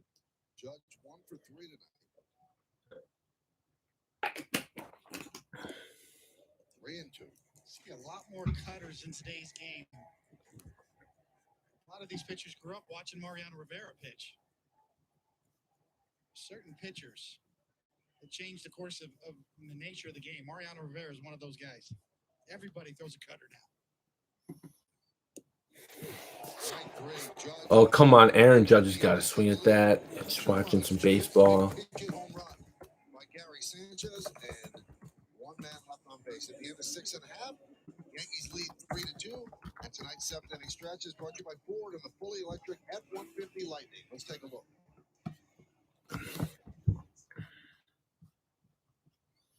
Push your favorite players to the top. Midsummer Classic in Colorado. Google MLB All-Star Battle. Go to MLB.com/vote or search for your favorite players on Google. Vote daily. 2012 Western Conference is the best non-final series in the last 10 years. But, I think it was game 3 or game 4. I missed that. I missed game 4, I think, because that was my prom night. But, yeah, I remember that year. Before the season started, I actually predicted that the Heat would beat the Thunder in 6 games in the finals. But I didn't expect the Spurs to be as good as they were. I thought that was going to be when they start going downhill, but they proved me wrong. And then I started thinking during the playoffs, I think it's going to be Heat Spurs in the finals. And then I was like, you know what? I should have stuck with my original preseason pick. Like, I looked at the Spurs back then. I looked at it.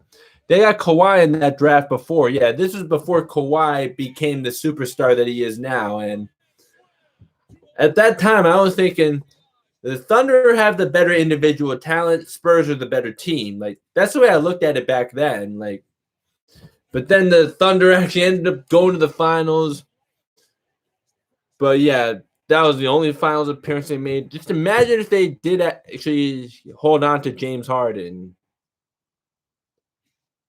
Yeah, Kawhi was still good as a rookie. Yeah, he did make an all-rookie team. I don't remember if it was first or second. So yeah, he definitely wasn't bad as a rookie. He just wasn't a star yet.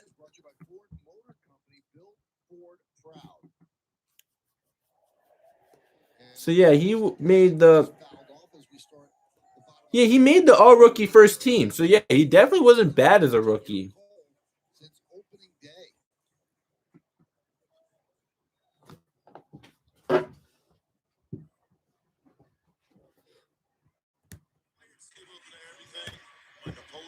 Especially after a win, you come out and say some things, especially if he did play well. He was hurt. He said, okay. All right, yeah. So I'm just gonna have to keep talking right now because they're playing Meek Mill, and once again, I just really don't want that music that's playing right now to get me copyrighted.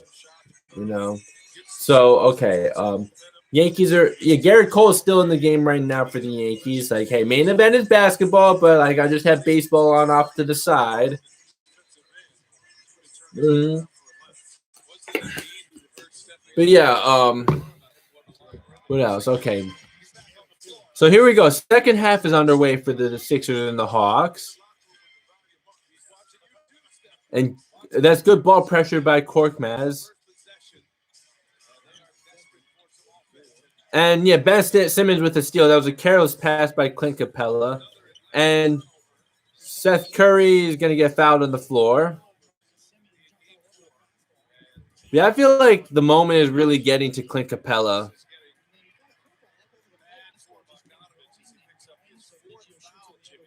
Because I saw Perkins on the floor. I just got angry. So anyways, Embiid,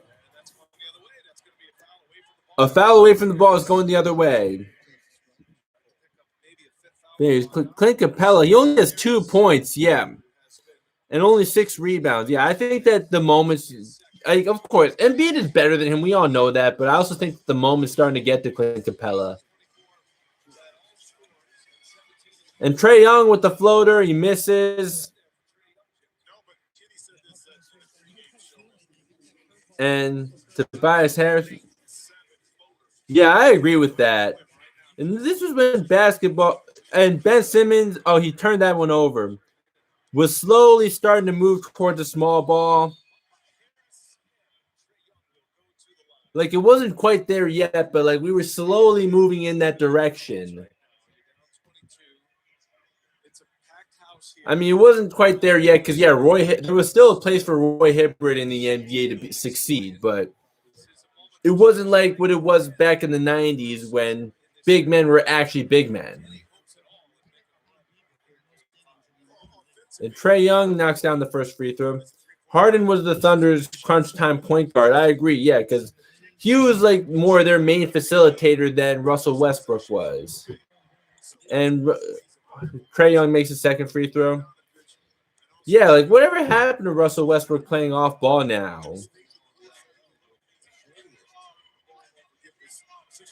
Anyway, so Embiid has the ball up top, and Korkmaz is off his foot, and Trae Young's going to get an easy 2 right here. And it's actually under 20. The lead's under 20 points now. Hawks still have a long way to go, though. Yeah, Russell Westbrook was really good on D back then. Although he actually played some good defense this year. Like when the Wizards really start to turn around their season, Russell Westbrook was actually contributing to how much better their defense was. But yeah, Scott Brooks did get fired, and yeah, that definitely needed to happen. And that was a 3 by Seth Curry. How many does he have now? It's a 21-point lead again. And Trae Young, a block by Embiid.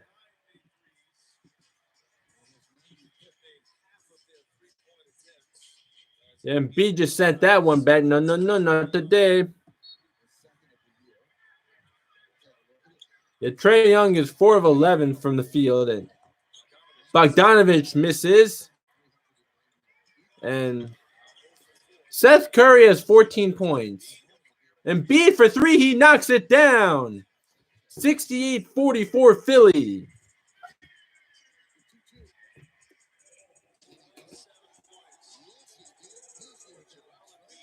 Embiid now is 27 points. Clint Capella blocked by Embiid again. And that's going to be Sixers ball.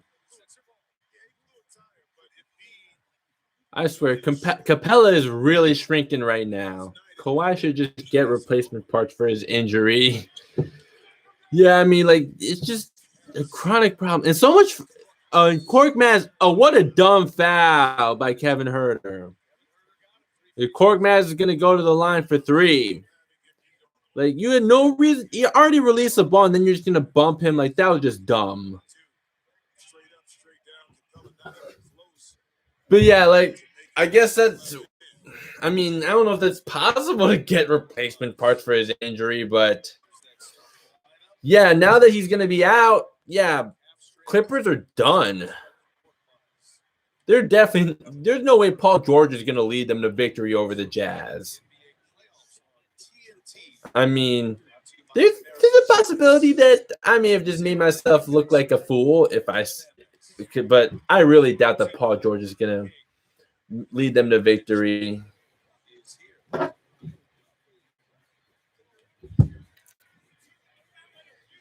yeah, like the Clippers, yeah, it looks like that curse is just going to continue.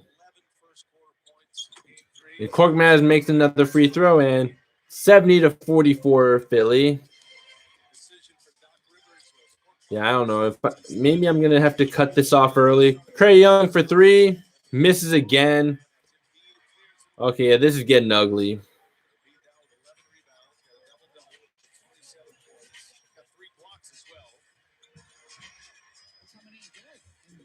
And Seth Curry is guarded by John Collins. And, okay, he's going to get it to Embiid. And Embiid, he lost the ball. Stolen by Bogdanovich.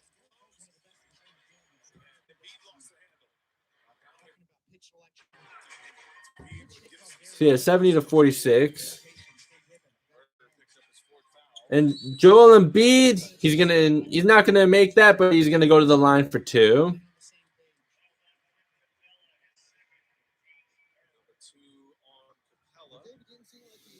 Kawhi's knee's been messed up ever since Zaza pulled a Bruce Bowen. Yeah, like his body's just been messed up since then. And also, I feel like it's affected him mentally. Well, except there was 2019 when he just went on a historic playoff run.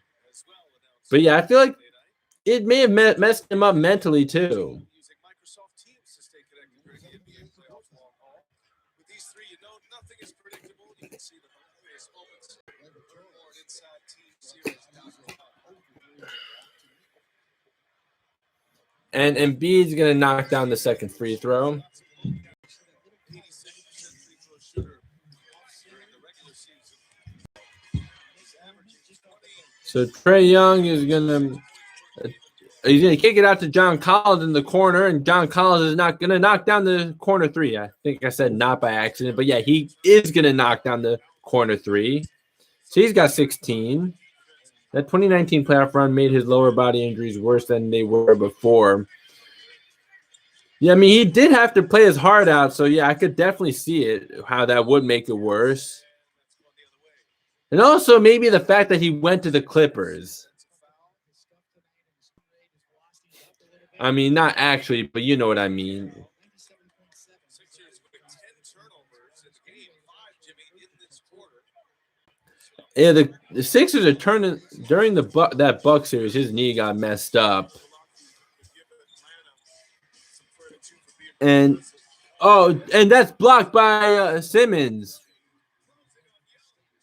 How many blocks is that now? Like, John Collins is gonna post up, and okay, he's gonna kick it out to Trae Young. And 4 on the shot clock. Trae Young from way deep, he swishes it. And still a 20-point game, though. But yeah, that was a nice shot by Trae Young. I think the physical toll on guarding Giannis and carrying offense messed up his knee more. You know, I feel that. I mean, hey, at least it was worth it because he got another ring and a finals MVP. But I feel that. Yeah, I guess they just don't make them like they used to anymore. Like, you know, they talk about how medical advancements have gone a long way. You know what? I can definitely see it because of the fact that players have such an advantage with longevity nowadays. And like and I feel like if Larry Bird or Elgin Baylor, if they had the medical treatment that we have now, they would have played longer. But also, like, guys still just drop like flies like that.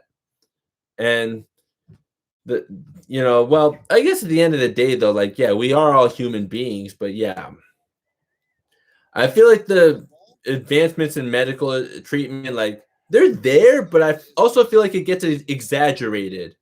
Yeah, right. If Michael Jordan had the medical treatment that we have now, then yeah, that would have been ridiculous.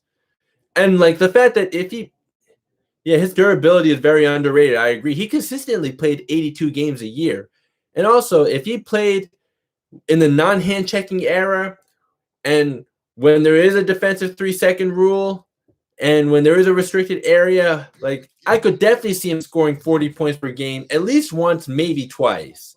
Not for his whole career though, but yeah, he would absolutely be a more deadly scorer. And also in the era with freedom of movement.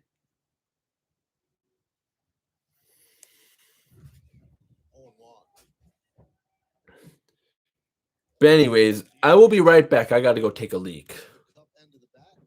And you can have 5 out every possession, right? But yeah, I'll be right back. I hope you don't go anywhere.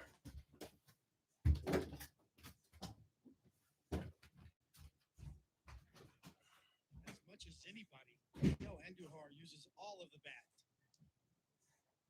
We've seen him get hits on the label, hits off the end.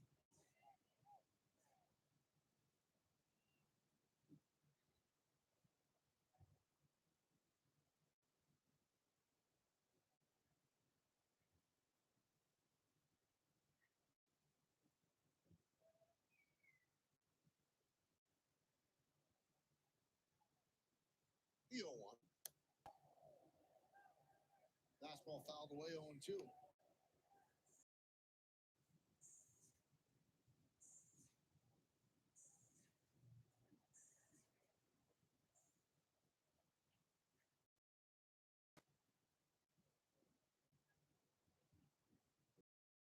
On the 2-run pinch hit, 7th inning home run by Gary Sanchez. Locked there by McGuire.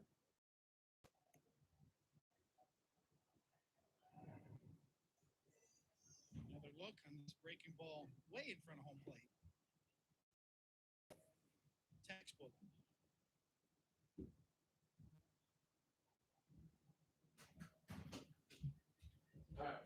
I'll be right back. I'm back.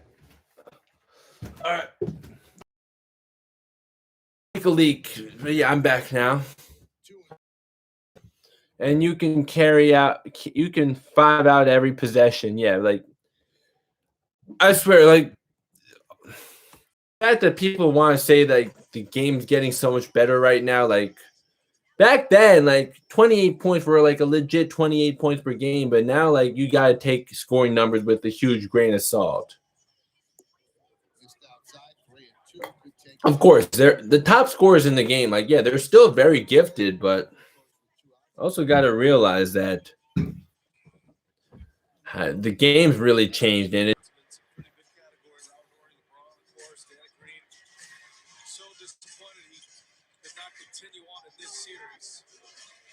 and Tobias Harris misses from 3, but Joel Embiid went for the putback. He missed it. Okay, and Hawks get the ball now.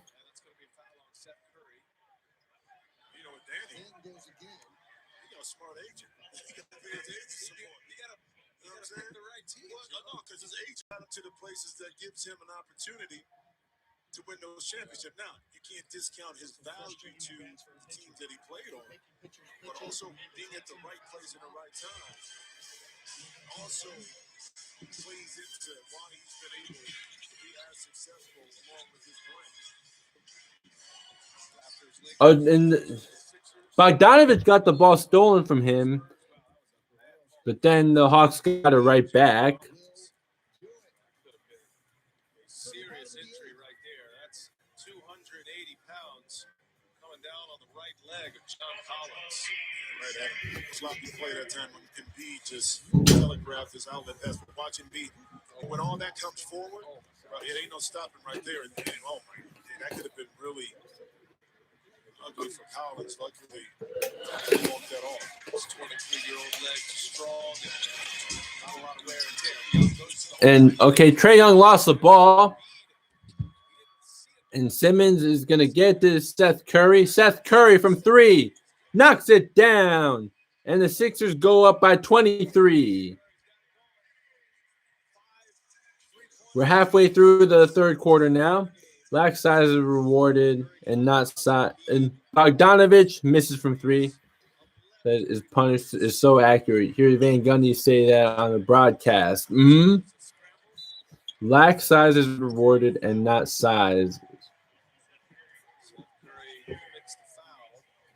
A lack of size is rewarded, and transition, able to pump fake, get to a spot. What is that right now? We have 5 of 8. I mean, we saw it towards the end of game 5 last night, right? Giannis settling for a fadeaway jumper with Harden on him on a bad hamstring. But even if Harden's healthy, like he should not be able to guard Giannis on the post with that, because Giannis is so much bigger. Even though Harden has that reputation for being a good post defender still.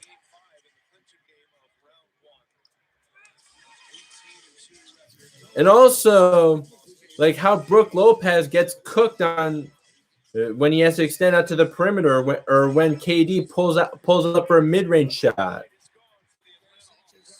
Like they got it. Mike Budenholzer needs to get Brook Lopez out of there.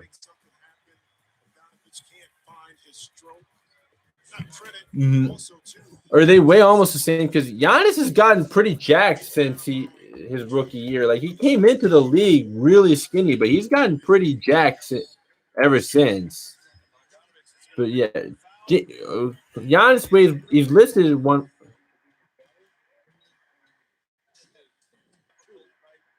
I knew Harden's really strong, but Harden's listed at 220 actually. And yeah, Giannis is listed at 242. I'm just looking at Basketball Reference. But yeah, you would expect Harden to be heavier, Giannis to be heavier because he's taller. But yeah. I'm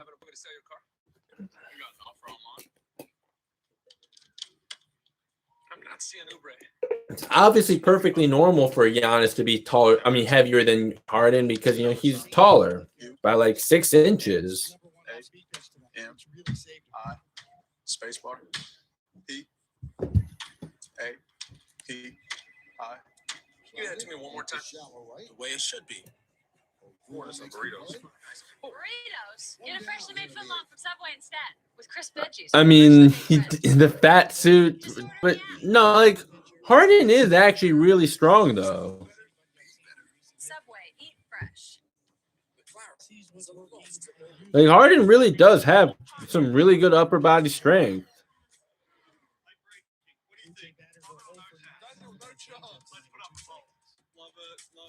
Love it wins.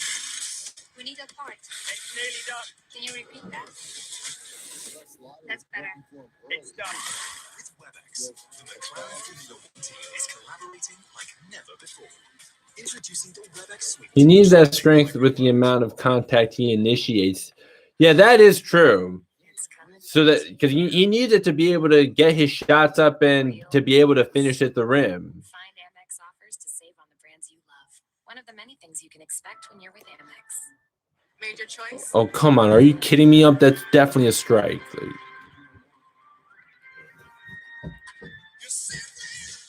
oh. Yeah. Because I know I've said it enough times by now. I think you get the point.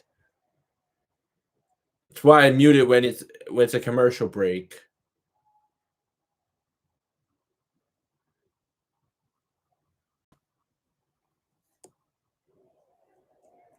Still has the heat, 100 mile an hour, but missed.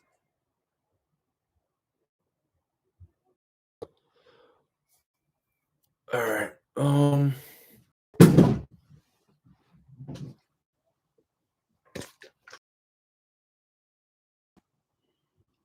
Patrick Murphy and Jordan. Would you want Kareem Abdul-Drummond back on vet minimum? I don't want Andre Drummond anywhere near the team, period. Like, I thought the fact that he is coming in on a veteran minimum would be nice to have, but then I realized, like, he's just absolutely a lost cause out there. So, yeah, I'd rather not have him back at all. He's just not a winning player.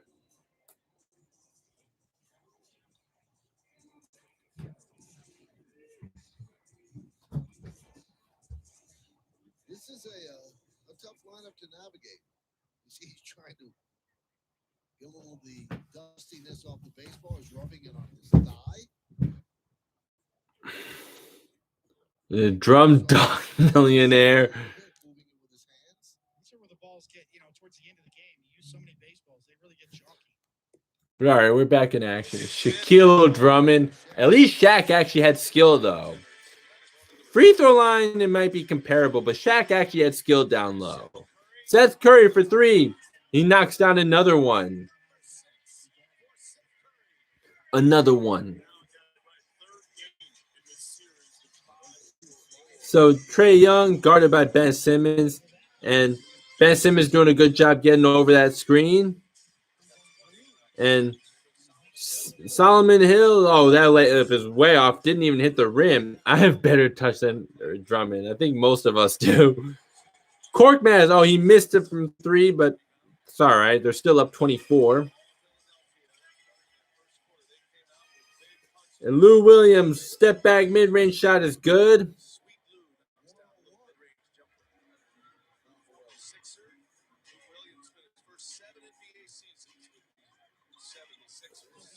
All right, so Seth Curry from 3.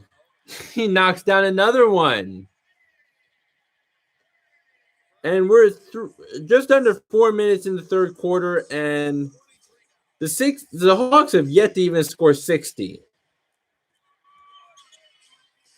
And nice find from Lou Williams to Clint Capella.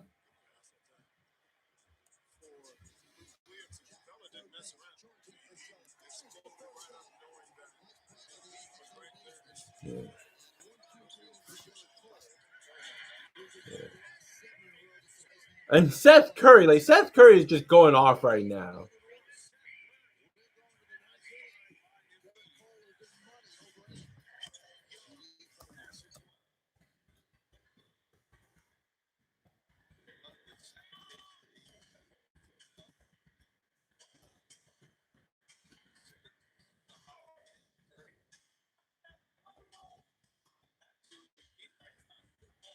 Seth Curry is going to shoot another three. That time he doesn't go in, but he's going to get his own rebound. This time Embiid, he thought about the three. And now it's Korkmaz and looks like a foul off the ball. Simmons hit the deck. Lou Williams called for the foul for Atlanta. Sam able to catch on the move, square up.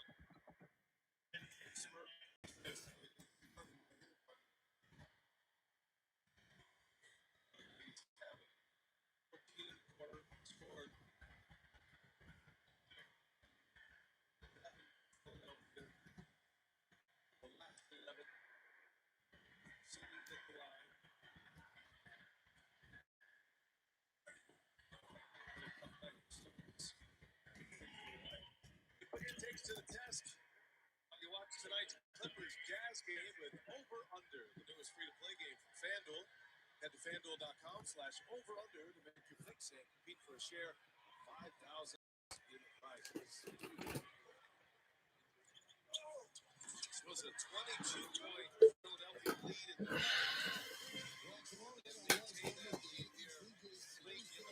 And Lou Williams is going to – oh, he's got the ball stripped from him. Clippers should start Reggie, Mann, PG, Batum, and Morris. I feel that because they got to try to attack Rudy Gobert, try to get him to extend out to the perimeter.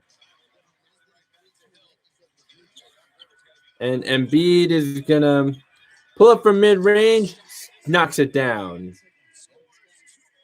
So it's 24-61 now.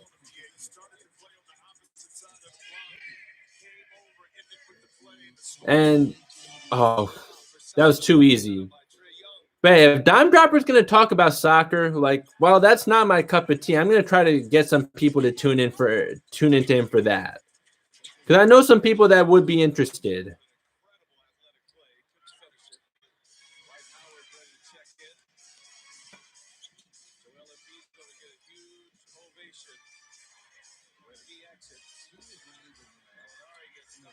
Gallinari stuck in the corner, and Embiid with the deflection is still going to be Hawks ball, though.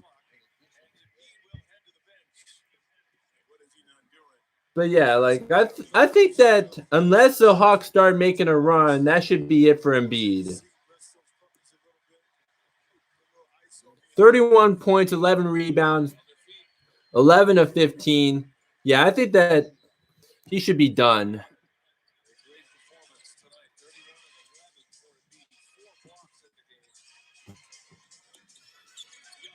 And Trae Young from mid-range, he misses. Yeah, Trae Young's having a pretty awful night. What is he? Trae Young is 6 of 16. He's got 24 points, but only 6 of 16. That's 3 of 8 from the field. That's 37.5%. Yeah, and he hasn't gotten an awful lot of threes. And strangely enough, yeah, the Sixers have actually shot terribly from the free throw line, but it hasn't cost them because they're just still out playing them anyways. Well, it's really because of Simmons, though. Like, Embiid's made all his free throws, but it's really Simmons that's really hurt their free throw percentage.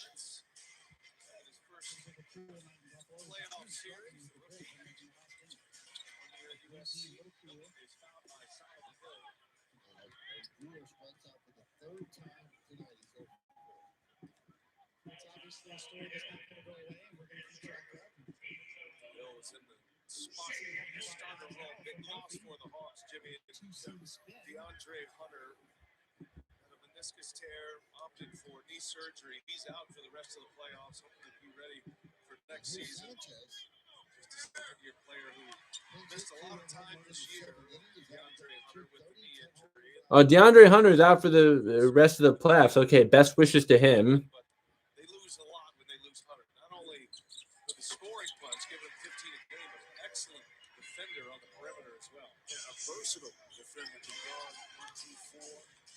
So, okay, Trae Young, guarded by George Hill. And Trae Young is going to have to give it up to Gallinari. Gallinari with the fadeaway knocks it down. And it's down now back down to 20, but yeah, whatever.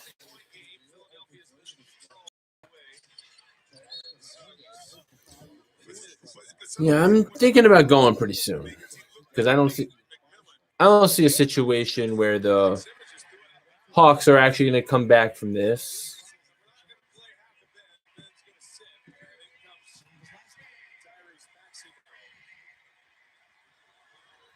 Simmons will exit with 6 points, 9 assists in the game, which is 2 for 10 from the free throw line. It goes directly to Kevin Johnson, the athletic trainer. Keep an eye on that. And Shake Milton attacks and favorite era of basketball. That's a good question. I mean, I grew up with the 2000s, but I've always felt like I wish I got to grow up in watching basketball in the 80s and 90s. Well, 2010s is when I started the early part of the 2010s. So that was a pretty good era. Like that was when I actually started to really know the game because like that was when I was in high school. Like I got to know that. But yeah, 2000, early 2000s, so that was a really good era. Feeling that you have a little momentum. Again, the equalizer being the three ball, cut it to a lead. But for those who like fast-paced basketball, like 80s is definitely a style of basketball that you got to go back to because 80s was just as fast paced as now, like maybe even a little bit more, but it was a lot more physical as well.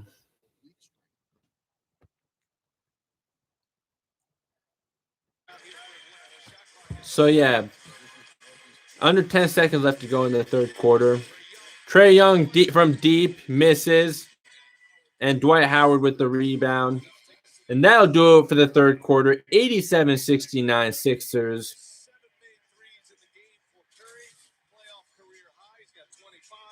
Seth Curry has 25 points.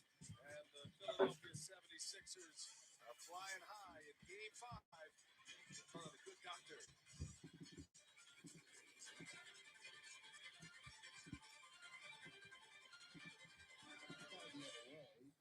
For people living with HIV, keep being you and ask your doctor about Biktarvy.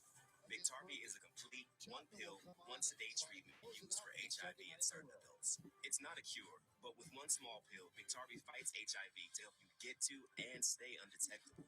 That's when the amount of virus is so low, it cannot be measured by it. But yeah,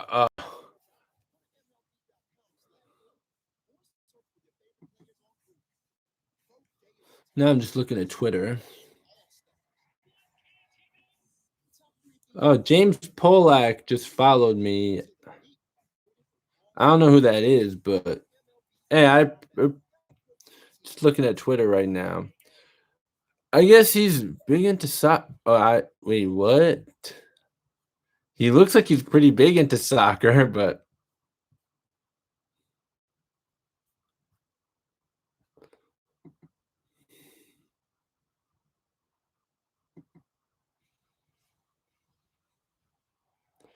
'80s is probably the most talented era. I feel that Magic, Kareem, those Showtime Lakers, like they had a lot of talent on that team. Magic, Kareem, James Worthy. I feel like if Byron Scott and Michael Cooper played anywhere else, they could have been all-stars. And also in the early '80s, Stormin' Norman Nixon, Jamal Wilkes, and Bob McAdoo. And on other teams, Bird, McHale, Parrish, Dennis Johnson, and also on the Pistons, Isaiah Thomas, Joe Dumars, Dennis Rodman. But also about the guys that are kind of forgotten about from back then, like Mark Aguirre or Alex English. He played in the '80s, right? Yeah, Alex English as well. And also, that was when Jordan came up, and also Ewing. The late 80s, there was a bomb squad Knicks.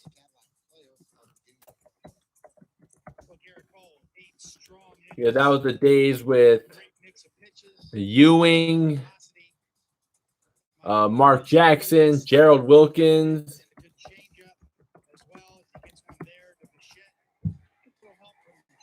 and Rod Strickland.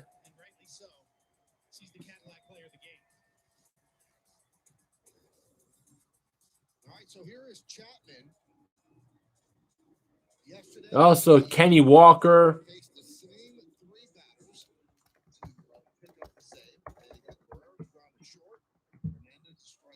So anyway, we're back in action for the fourth quarter. Yeah, Rick Pitino was coaching the Knicks during the bomb squad days. Ben Simmons and Joel Embiid both came out to great ovations. Are you pleased with what you saw out of them? Oh, Brian, what's up? I'm glad I didn't turn this off then, because if you're here now, yeah, much appreciated that you're here. But I don't know if I'm going to stay for much longer because it's such a blowout right now. But I'm glad you made it before I actually turned this off. And George Hill with the running floater, he misses. Dwight Howard with the offensive rebound, he's going to miss the putback. But I'm glad for once they didn't just get back on defense, because my God, I hate how they just don't fight for rebounds anymore in the NBA. And Gallinari thought about attacking, but yeah, I'm surprised by this score. I know, me too. Oh, I don't even know how to say the number 17 on the Hawks name. So, okay, he just scored 2 points. Unless I'm looking at it. Okongwu, right? Hakeem Gervin. Yeah, the 80s was a great era. Like also, in the early 80s, also Dr. J, because, that was when the NBA-ABA merger happened. I think that was more in the 70s, but yeah. And also, who was I just thinking of? Charles Barkley on the Sixers. Lou Williams knocks it down. I don't know if Mike Conley's playing tonight. I know Kawhi isn't, but yeah, I'm not going to stay for that game.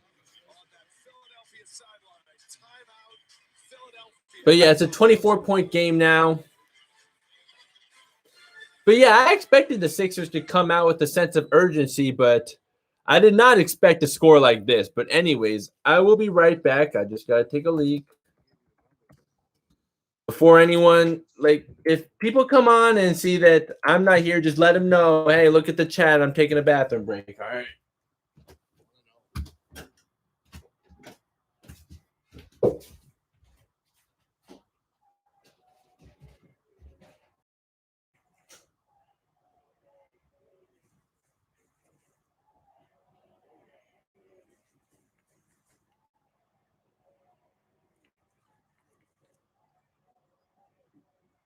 The 1-0.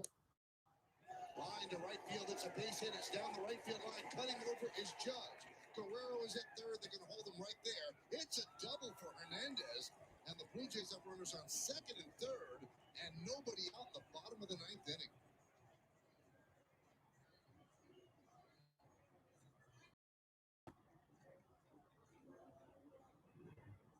Both hitters going the other way. This one down and away at 99 miles an hour, so you give Hernandez credit. Shoots it the other way, and the Blue Jays got action.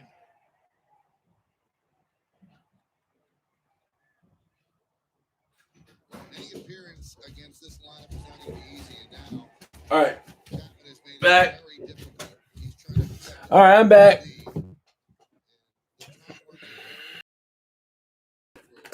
the ball game. So here's Randall pitching.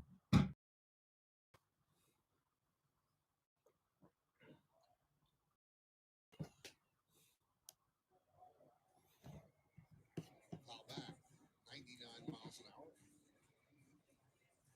Richard tonight has struck out twice and the fly ball to center. But yeah, looks like I'm hoping Chapman does not blow this game for the Yankees. It's not looking good though, with runners on second and third and no one out. Manager's choice. You play it back, you're giving up the tie. You play it in, you're risking losing the game on a soft ground ball that gets through. playing to win on the road.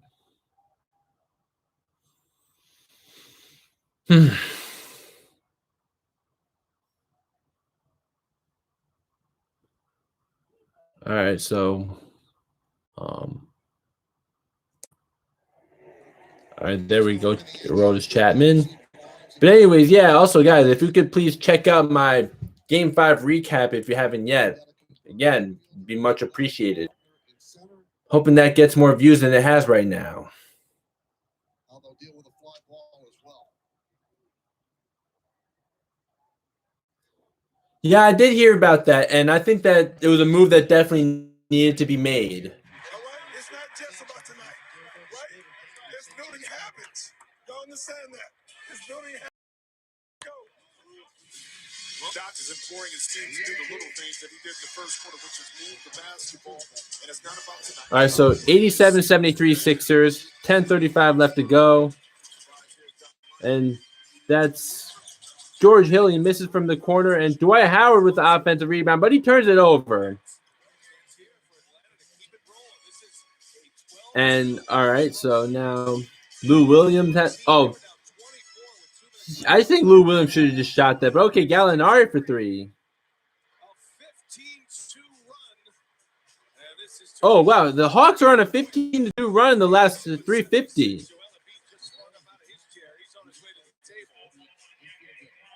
But yeah, they got to get Joel Embiid back in there. 11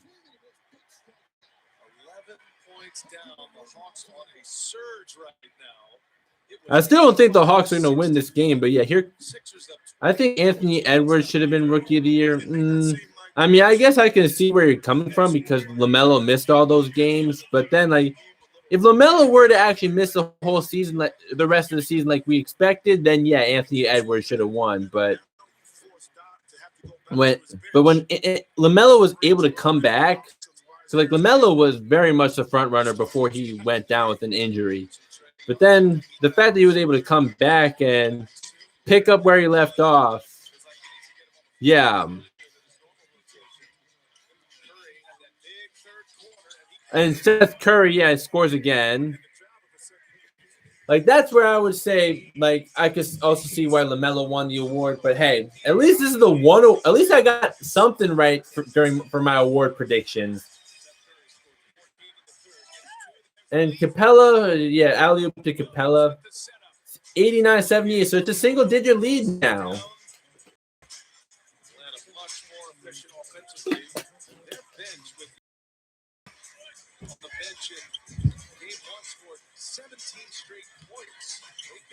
And Embiid is going to take a fade away, and he knocks that one down.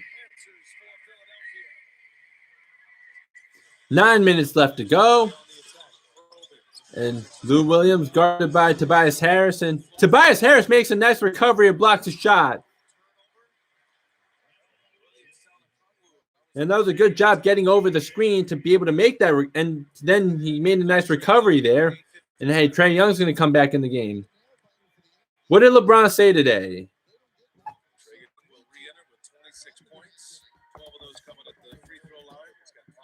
What did he say today?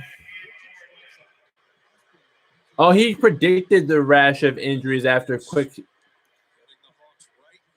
I mean, I guess. I mean, hey, at least if he's really did, then like at least he was right. I mean, he still can't be making excuses, but like I guess in that regard, he is pretty. I think he's actually right. And Seth Curry, nice. Also, why is it showing me what I just saw? Oh, and Seth Curry, almost looking like his brother right now.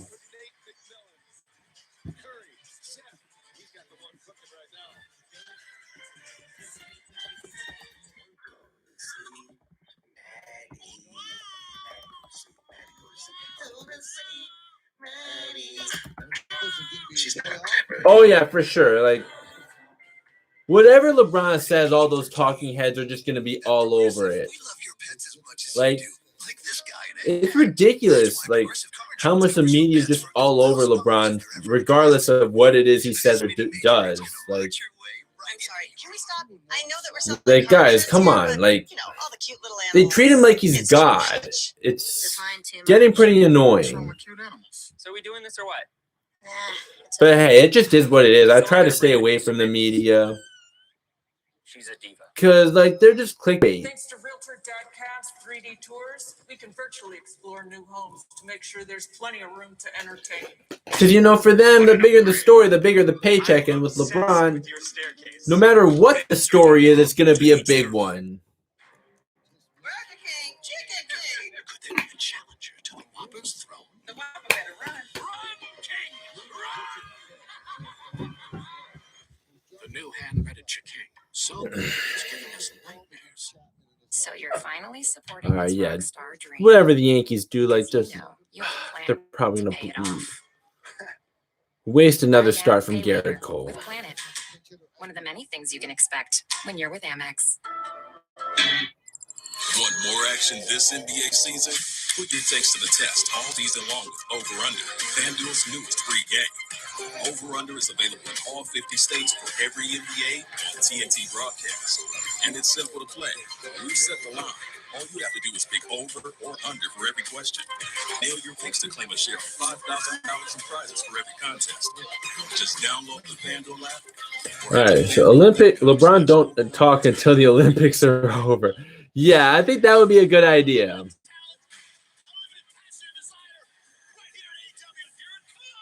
But you know what? He knows that the media is going to talk about him no matter what. So, like, yeah, he may.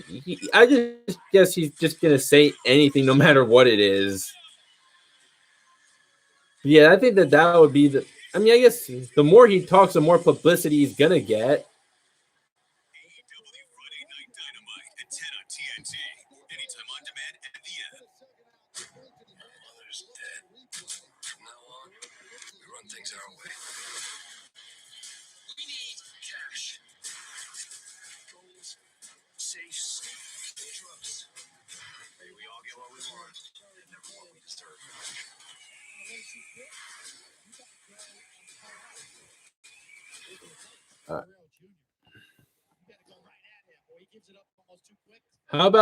How did Donovan? I know, right? It's crazy.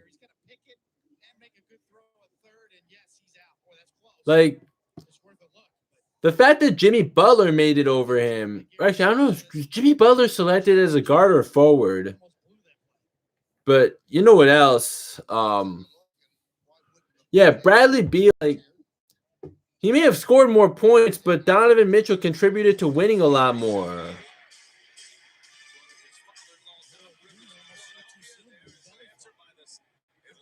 So it's a 13-point game now, 93-80 to 86ers. So yeah, Seth Curry's going to get the ball and picked by Simmons, and Embiid just above the free throw line. And Embiid's going to come. Oh, it's going to be a foul before the shot. But he's going to go to the free throw line. Tatum didn't make it. Guys, money. I know, right? Yeah, they just lost a lot of money because they didn't make the All-NBA teams.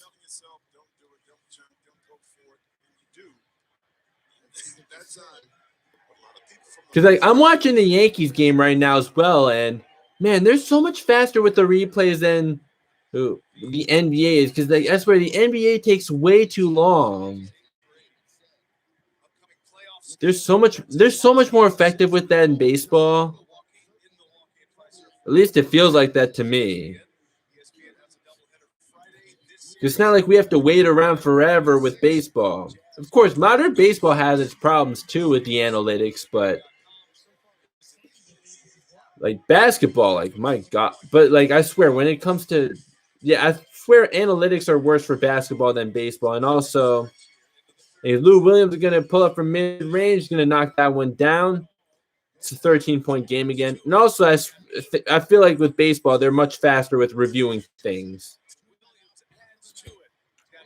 Can you stop rewinding, please? This stupid site.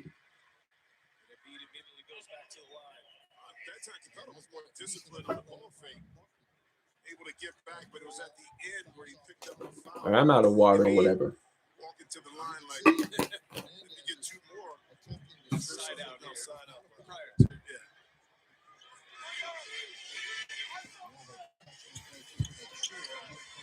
All right, so Simmons. I guess that's going to be an offensive foul on moving pick on Ben Simmons. Another Atlanta foul. It's going to put Curry at the line here. Hey, congratulations on 400 subs, man. I love it. Thank you. I appreciate it. Hopefully I can get to 500 real soon. And I appreciate your support a lot. It means the world to me. 90% free throw shooter during the regular season. You mentioned his 7 made threes here tonight. One shy of the Yeah, I really hope soon I can get monetized. one shy of Allen Iverson's record of 8. One shy of Eastern Conference semis back in 2001.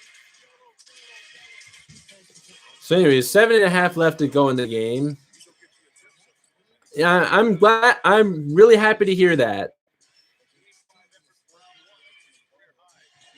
And I had my inspirations as well, so like I got to give them thanks too. And Seth Curry is okay, so he's gonna move around, and okay, he's gonna attack. But okay, he kicks it out to Embiid. Embiid attacks, and he's gonna get fouled.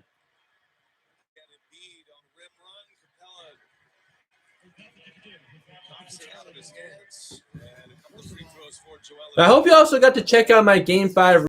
As a Sixer fan or just NBA fan here, going backwards and about to hit the deck, you pause and hold your breath because of the number of injuries.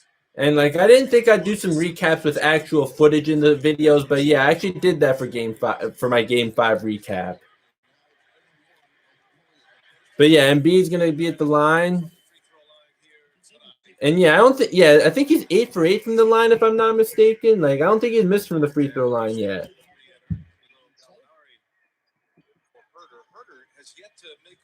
Yeah, Embiid is.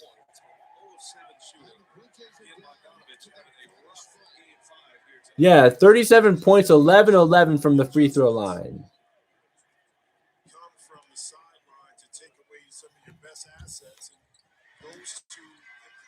So it's 98-84 Philly.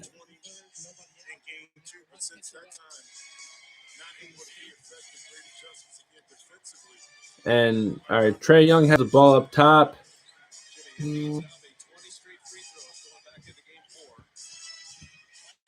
So Lou Williams from the free throw line, that's good. It's 98-86 Sixers.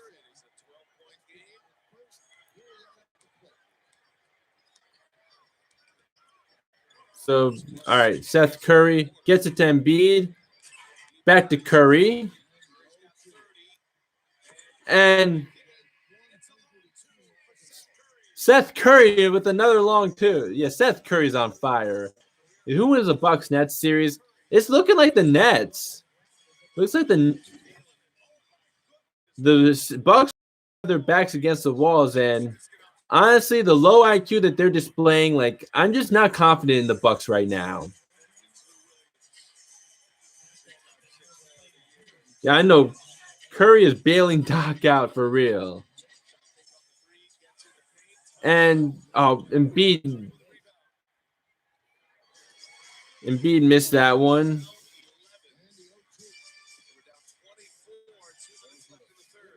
All right, so we got 13. You got 10 on the shot clock now.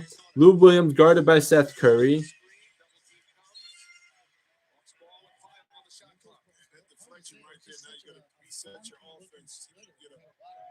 Shot with 5 seconds left on the shot clock.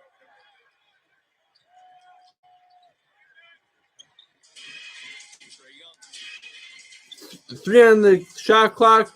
John Collins banks in the 3. It's an 8-point game. Like, come on. I'm glad I stuck around for this whole thing. Embiid attacks, Fade away, no good.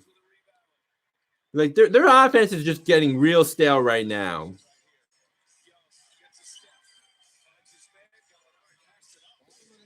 And John Collins, that's a tough three right there. Oh, but the Hawks get the offensive rebound. Lou Williams for three. He misses. And, oh, that's a bad foul right there. Seth Curry got fouled. Yeah. You never want to foul guys in the backcourt. Yeah.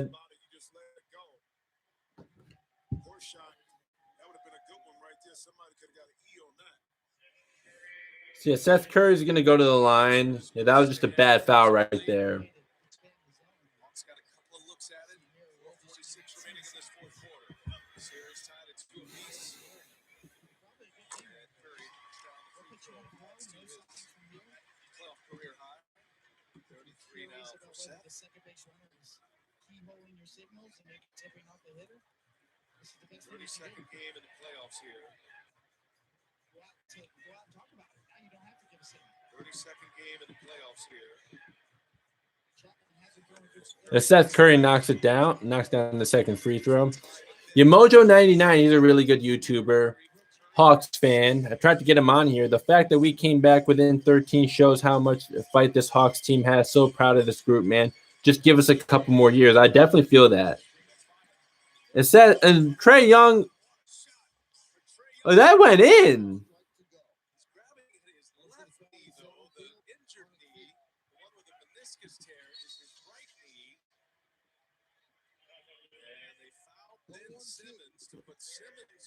Hack of Simmons in full effect again.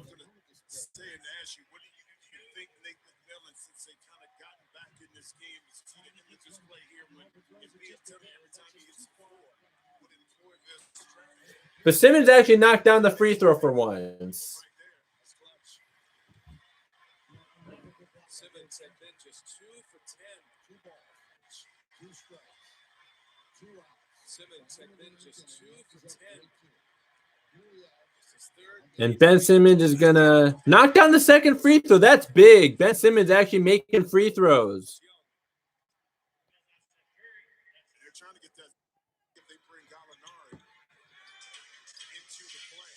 So good ball pressure from Simmons on Trae Young. Oh, but I guess not really because Trae Young just blew right by him.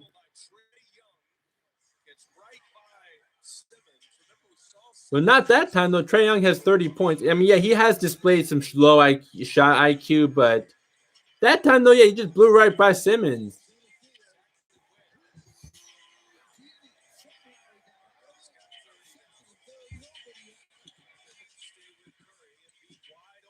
And Embiid for three. Bricks it. Uh-oh. I would be worried if I'm a Sixers fan. What is Trae Young doing yet? You're right. That is low IQ. John Collins just bailed him out. But, yeah, come on, Trae. What are you doing? And John Collins, oh, he bricked it. Oh, man. The Sixers just, like, come on. They got to do a better job on the rebounds. But, yeah, Trae Young, like, what are you doing taking that three?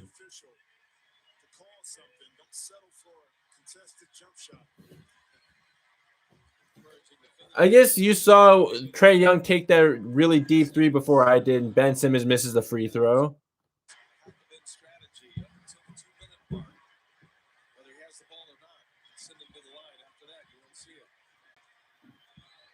And Ben Simmons is going to miss a second as well. 8-point game. Collins to Capella. Capella slams it home. It's a 6-point game. Yeah. Classic Glenn Rivers.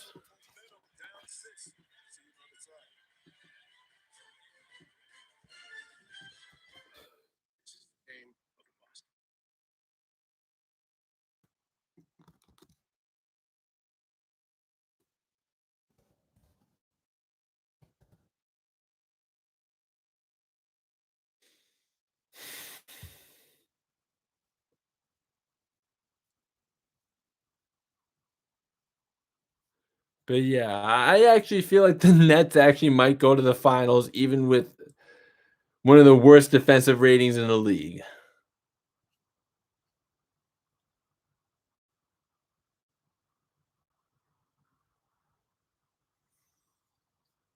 But yeah, this is getting ugly. And it's getting ugly for the Sixers, actually. Anyways, just thinking about who the Sixers should start hacking. No, John Collins has shot 83%. Yeah, maybe hack a Capella. Yeah, you know what? The Sixers, I mean, it's going to be annoying. Steve Nash has turned out to be a really good coach. Yeah, I agree 100%. Wasn't Philly up 20 plus? Yes, they were. But you know what? How about the Sixers give the Hawks a taste of their own medicine and start doing hack a Capella? But yeah, Steve Nash has done an amazing job. I got to give him his props for that. First unit came back in, applied a little pressure, but this young, determined Atlanta Hawks team continues to push forth, forcing now Philly to be uncomfortable to see if they can now respond and finish out this game. So Philadelphia called the first time out with the commercial break. Now they add to that timeout, calls his own. Lou Williams, Jimmy, he's found the vintage Lou Williams. So, yeah, Lou Williams has been going off. I don't know. Maybe the Clippers could have kept Lou Williams. Even though we were thinking any coaching suggestions for the Pelicans, I'm not sure at the moment. If Kenny Atkinson wants to take a head coaching job again, he's the first guy I would talk to. That's just a professional scorer that's gotten his team within a 3-possession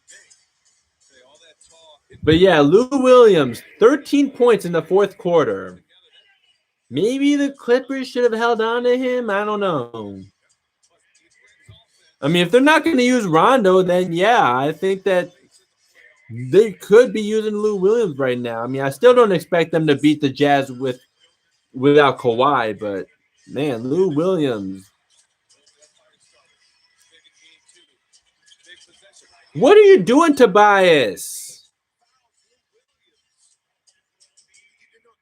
Yeah, I agree. He really did get screwed in Brooklyn. Tobias Harris, I know you want to run it, but you got to see the defense behind and where Joel Embiid is at, and you don't necessarily. Yeah, Tobias Harris forced that one. All right, so here's Trae Young. And all right, step back mid-range shot is good. It's a 4-point game.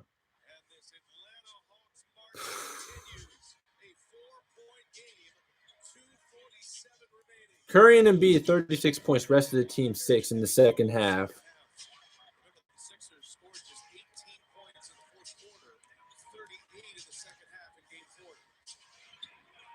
All right, so Embiid is he's double teamed. And that's a shot clock violation, I swear. This is classic Doc Rivers right here. Always knew this was going to happen. Because this is the same story we've seen in Lob City and with last year in the bubble.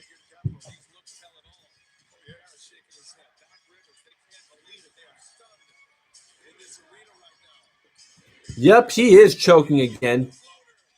Then Trae, it's a 2-point game now. You know, you got to call a timeout.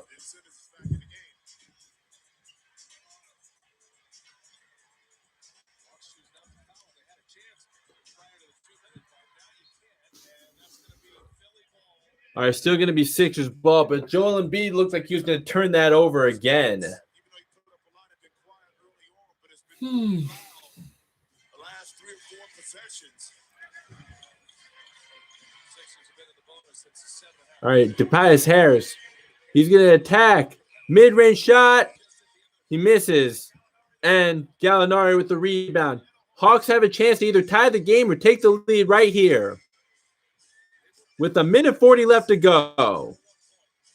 Trae Young guarded by Tobias Harris. Or no, Matisse Thybulle, I'm sorry.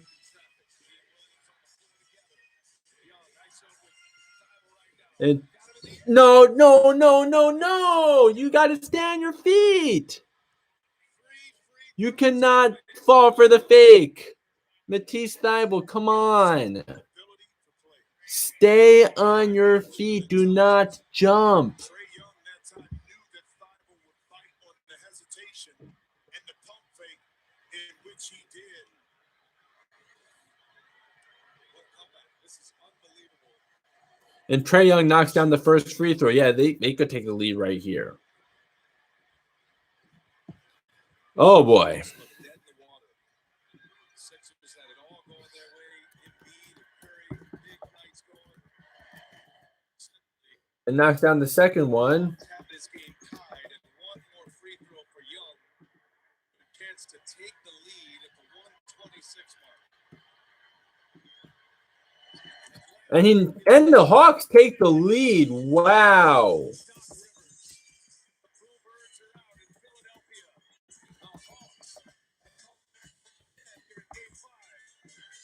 Oh, yep. Weeks. Yeah, weeks. 4. We've seen this before from Doc Rivers.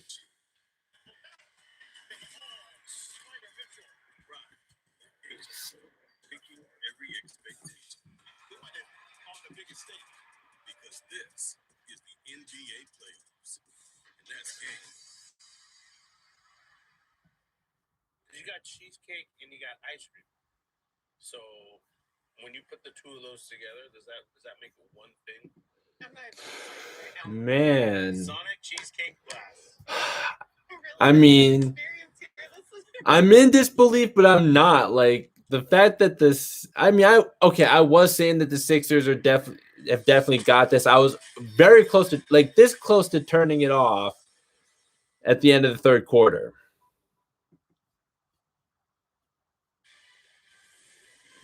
Game break, Ernie Johnson in Atlanta.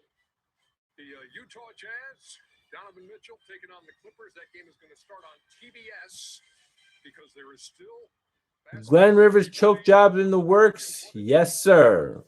fourth quarter as we send you back to Brian Anderson, Jim Jackson, Stephanie Reddy.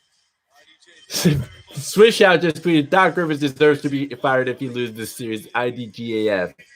I feel that. In fact, I wasn't even a fan of the hire in the first place. Like, okay, he's better than Brett Brown, but like that's setting the bar extremely low. Or Embiid. Okay, he gets it out to Harris. Tobias Harris. Back to Embiid. Tobias Harris, he's blocked by John Collins, and it's gonna be Hawks ball. Okay, they're gonna review it. Yeah, they're gonna take forever with this, like they always do. Sheesh.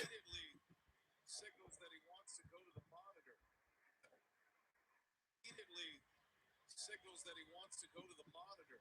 But I think he may have called that it was out of bounds first. Oh, on Harris. On Harris. The ruling on the floor is Atlanta basketball. Okay, so no foul, just out of bounds. Touch last by Harris. But on that last, I didn't get a chance to look at that last play. He did go off of Collins or looked like Harris stuck a hand in there. Man. That's the beauty about the review under 2 minutes to get it right. What a big call this will be. Huge call on the floor. Atlanta ball. This is crazy. Huge call on the floor. Atlanta ball.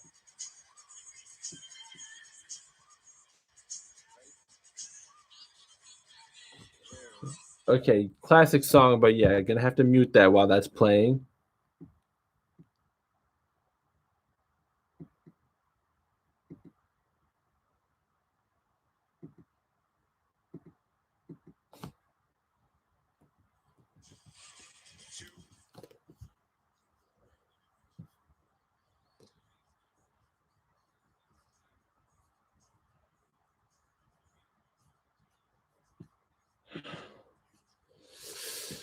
All right. Been saying this. Yeah. Tibbs was the brain in Boston. We talked about it back in the Lob City days when they blew their first 3-1 lead.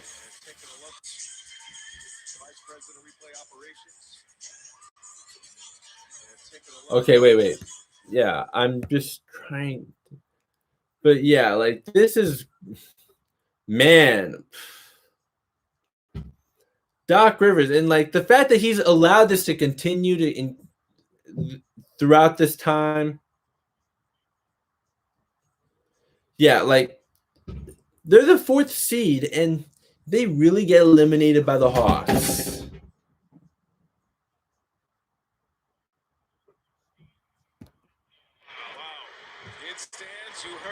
Oh, the call stands. Doc is very charming to the media, so they like him. Yeah, like Doc Rivers, like I imagine him being a nice guy. If I ever met him, like I'm sure that I could have a great conversation with him. Like he seems like a really nice guy. But just as a coach, like this is just a recurring theme for him to be choking like this many times.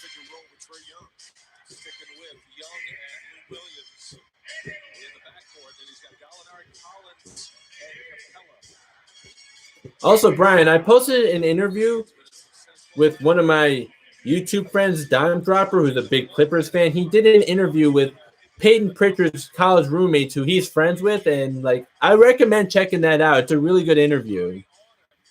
Like I posted it on my Facebook. I definitely recommend checking that one out. And Danilo Gallinari over Seth Curry. Oh man, the 3-point game with under a minute left. Watch them force a 3 right here. Yep. I knew what was gonna happen before it happened.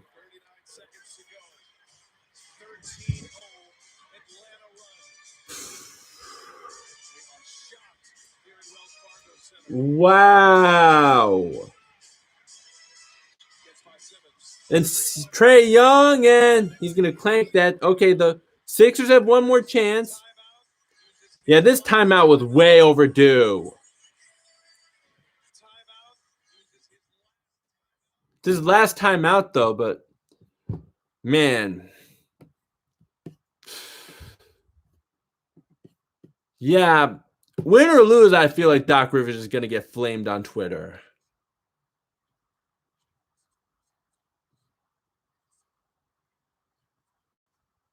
Yeah, Philly Sports Radio tomorrow is going to be a cinematic experience.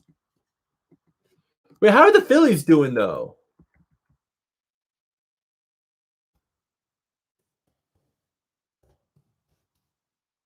Oh, they're actually beating the Dodgers 1-0. Still the first inning though. But man, I really envy the Phillies about their manager because he belongs to us. But our front office did him dirty. But oh my God. Or I don't even know anything about hockey, but it's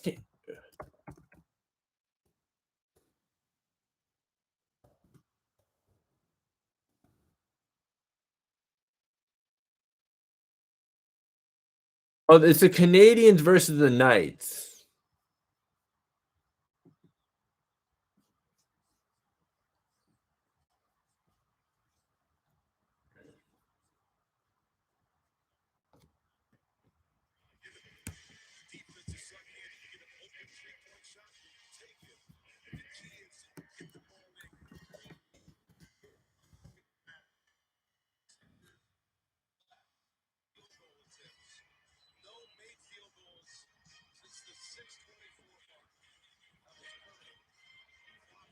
All right, so here we go. Joel Embiid, he's going to attack as a blocking foul. Joe Girardi is a great manager. He's intense. Yeah. I really miss him because I think you get it right now how much I hate Aaron Boone. Like, I like Aaron Boone as a person. Like, he seems like a great guy, but just as a manager, I despise him.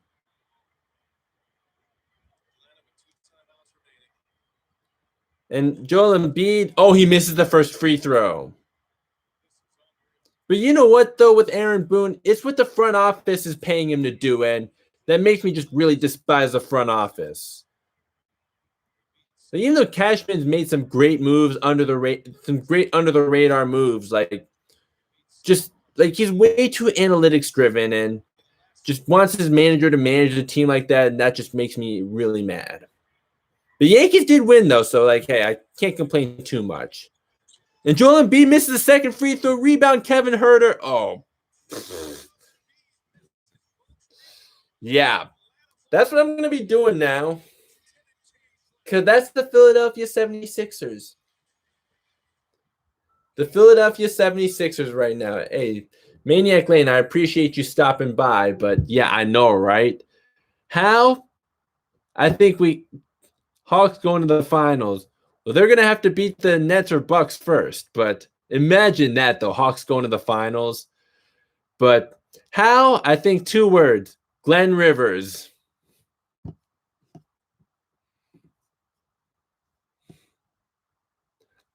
One of my Sixers friends just said, "Stay safe, Val. I'm deleting my account." All-time choke job. Yes. From Kenny Beecham. Kenny Beecham is one of my YouTube inspirations, by the way. Take it from me, 76ers fans. Doc Rivers will get comfortable with the lead and will allow all types of comebacks. Believe me, you'd prefer close games if he's your coach. Again, feel my pain as a Clipper fan. Yeah.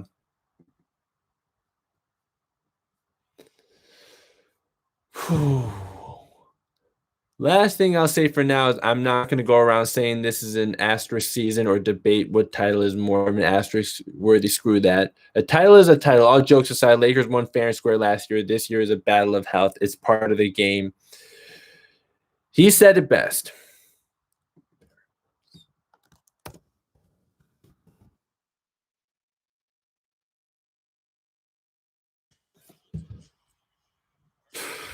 Yeah, 11 of 11 from the free throw line. Then he misses those 2 crucial free throws.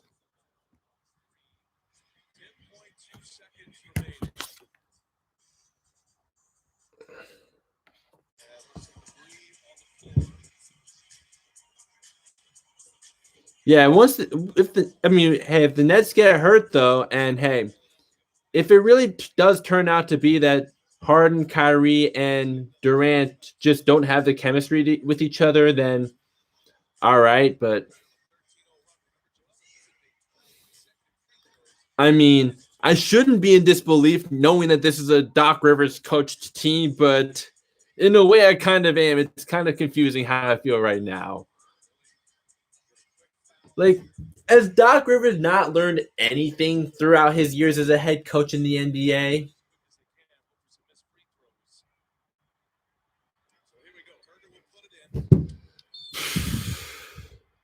Jeez. And yeah, they're going to foul Trae Young, and Trae Young's just going to ice it right here.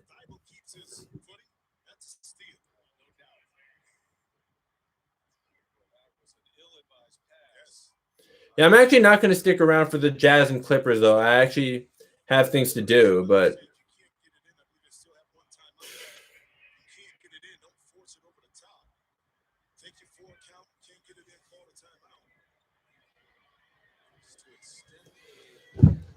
Trae Young will knock down the first free throw. That should do it. And the Sixers have no timeouts left, so.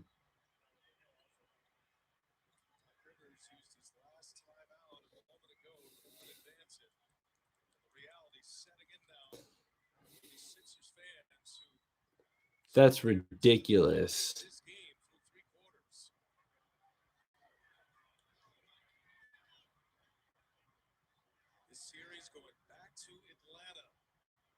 Like, okay, I guess I was wrong that the Sixers wouldn't get the top seed in the East. Like, I had them as a 5 seed going into the season, but for them to not make it out of the second round, because yeah, Doc Rivers has yet to make it out of the second round since his Boston days. That should do it. Wow. most of the time, something like this would be Korkmaz for 3, he misses, and yeah, that's going to be it. Seth Curry with a garbage time bucket. So, yeah, congrats to the Hawks on this improbable win, although it shouldn't be that much of a shocker knowing that Glenn Rivers is the one coaching this team, but that's going to do it for now. Thank you guys for tuning in. It's much appreciated. Love having you guys here when I do these live streams. I have fun with you guys. And, hey, hope you guys can also check out my Game 5 recap between the Bucks and the Nets. But that's going to do it for now.